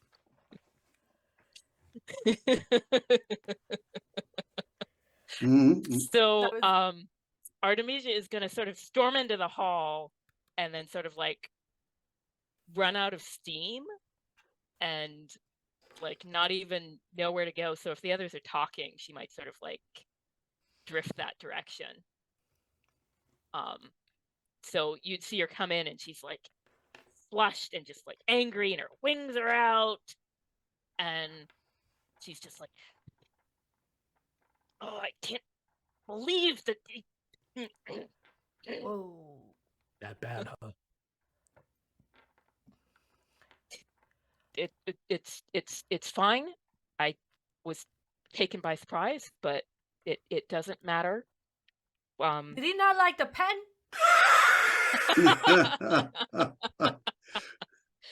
Because one, no refunds, but two, I will go give him a talking to.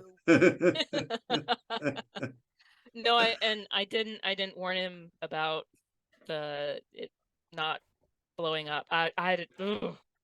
Florin, Well, if you want to warn him, you warn him yourself. I'm not speaking to him.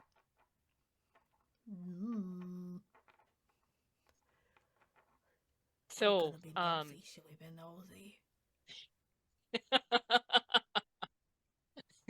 Ooh, yeah. Stog's just gonna turn away and look at Sturge. Gonna step in on this one. Exactly what would you have us say to him? Tell I him don't the care. pen might explode. That's what he doesn't know. Ilya has no idea what's going on. All right. Well, did you And leave? don't tell him anything personal about yourself. Oh, why is that? Not it. Not who he seems like he is. Well, I guess I'll go in, stroll in. Looking for my seem to have misplaced. Oh, hello, Florin. Just looking. You look down. Is everything all right? He's sitting on a bed, just slumped, like there's a box next to him, and he is just not even paying attention to you. So it seems Artemisia's upset. You look sad. Did you want to share what's going on? I have I have powers of persuasion that might help you in this situation if you want to. And Stong is, that fellow has kid gloves. When he puts them on, he's very careful and thoughtful. Florin's just gonna say, no, she has every right to be as upset as she is, and Why? I appreciate the offer, but no. What'd you do? What'd you do? Say it. You won't feel so bad. You're only as sick as your secrets, my friend. I read something that I shouldn't have, and I lied about it. And she found out. I told her. Ah, well, that was the right thing to do, wasn't it? Yeah, She'll come around to that, surely. sure. Can you just give me a bit? Sure. Go find out what Ilya knows, and it'll be fine. You can catch me up later. All right. All right. I'll tell them you're drinking again.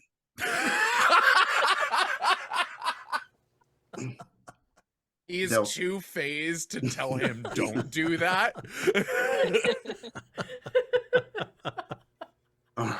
All right. Sturge goes. He closes the door quietly behind him. Boy, he could really do something nasty right now, but it's not gonna. I was thinking he could have palmed the quill and presented it to Artemisia and said, well, he's returning this to you. No! Just to stir things up, but that wouldn't be constructive. He's not mean. Okay. But it might precipitate her going back in there and talking, but it probably would do too much damage. So no, he's not going to do that. But he will come out and say, well, he has given us leave to discuss things, but really, Artemisia, I wonder if you might be better if you went back in and talked things out with him. Oh, I- or it is it my turn? It seems I like have he was trying nothing. to do the right thing, don't you think? To discuss Maybe- with him. Maybe this is speaking out of turn, but speaking as someone who lived in a very close quarters with lots of obnoxious teenage boys and was an obnoxious teenage boy. Sometimes you just have to let people go be pissed off Oh, so that there are not, fist fights and, magic Yes. missile fights and, those you were know, fun. it's all fun and games till someone gets hit in the eye. Yeah. Well, I think what you say makes sense, Ilya. And you see Stong with a tiny pair of gloves that he puts away in his bag. Another day, another day. Kid gloves, I get it. Tiny gloves. Funny. Okay. So there are two things. I just like the idea that like you established, like most of the time people are like, oh, the kitty gloves are coming off. But for Stong, it's like, oh, the kitty gloves are coming on. Time to be gentle. I cannot if a movie did that, I cannot tell you the obnoxiously loud laugh I would have done in a theater with that gag. Well done. All right, so there was something that Artemisia and I were going to ask you about, Ilya. Oh, I keep seeing in the sky, just for a flash, just for a second, like a blink, just corrupted black veins in the sky, and then they're gone. But it's just a blink. interesting. It seems. I mean, I instantly think this world is diseased, or there's some poison in it. That's wonder real if- creepy. I know. I wonder if Here's it's a- us. I have a question, which is related to the thing I found. Do you find that they are converging on any particular point? Ah, good question.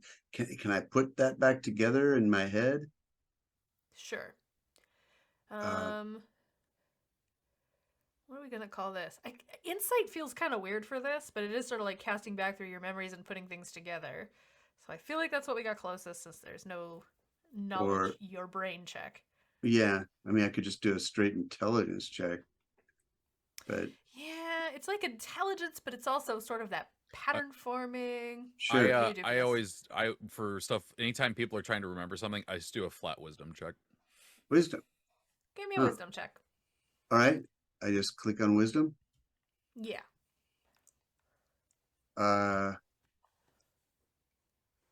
It's not showing up. Hold on. Try again. There we go. Wisdom. 19. Okay. You feel like yes.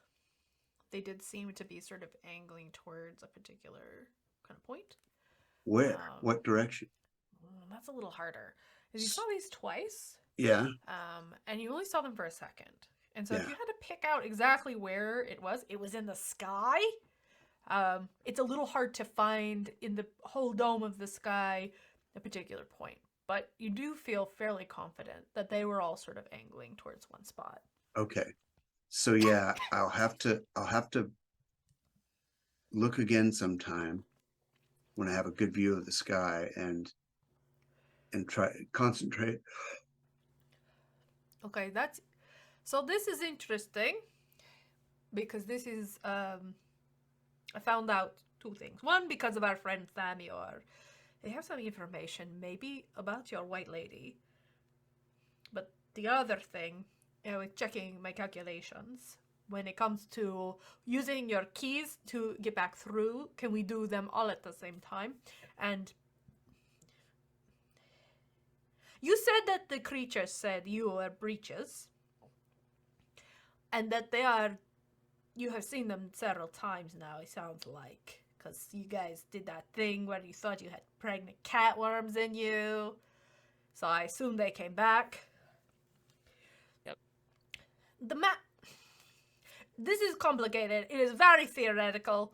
I can't have someone else check my math because all I got is that guy over there, and I don't know if I should trust that guy over there. He's pointing at Lurkin. He doesn't look like he's good Probably at not. math. Get someone else to do his homework for him. Mm. But there seems to be like a fracture in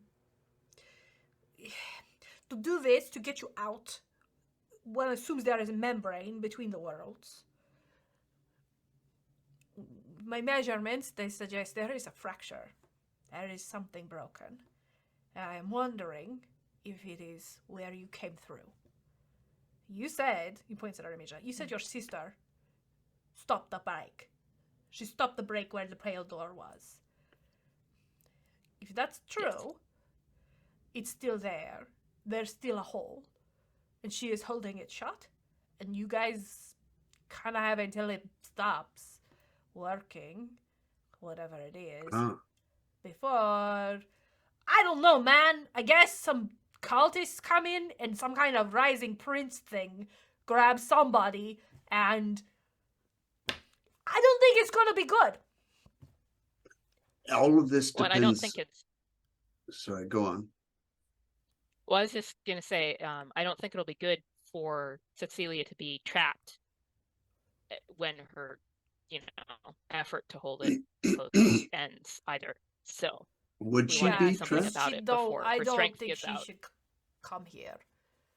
Because that would be weird. I don't think I like. I mean, if she dies in Well, it, you that have too. me, so that'll work out okay. But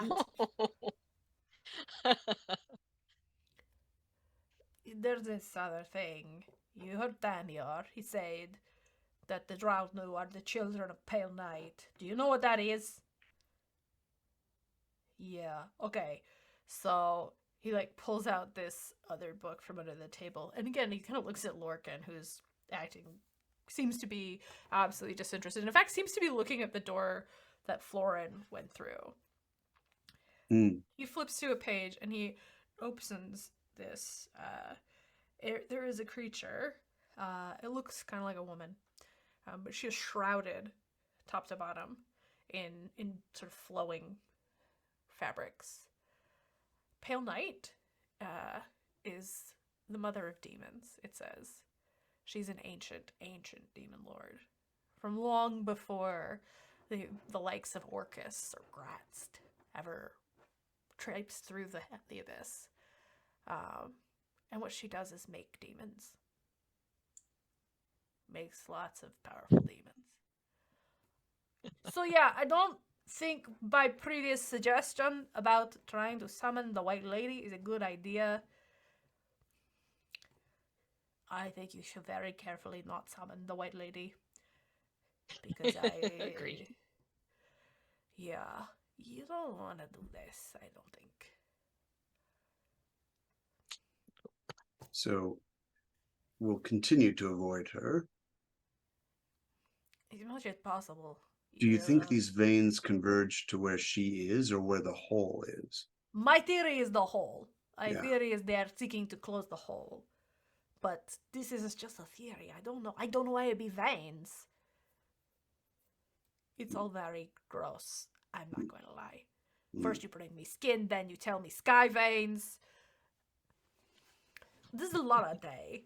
Mm-hmm. But with that revelation, I think that is a good place to stop for tonight. Yep. Cook on it, figure out what you want to do next. I've been your DM, Aaron M. Evans. You can find me on Blue Sky and Twitter at Aaron M. Evans.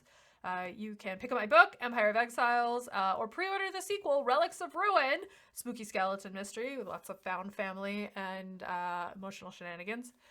You can listen to my podcast, Writing About Dragons and Shit, with Trevor!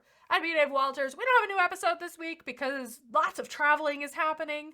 But you can check back since it's NaNoWriMo. We did a whole month of NaNoWriMo episodes, so there's lots of fun advice in there.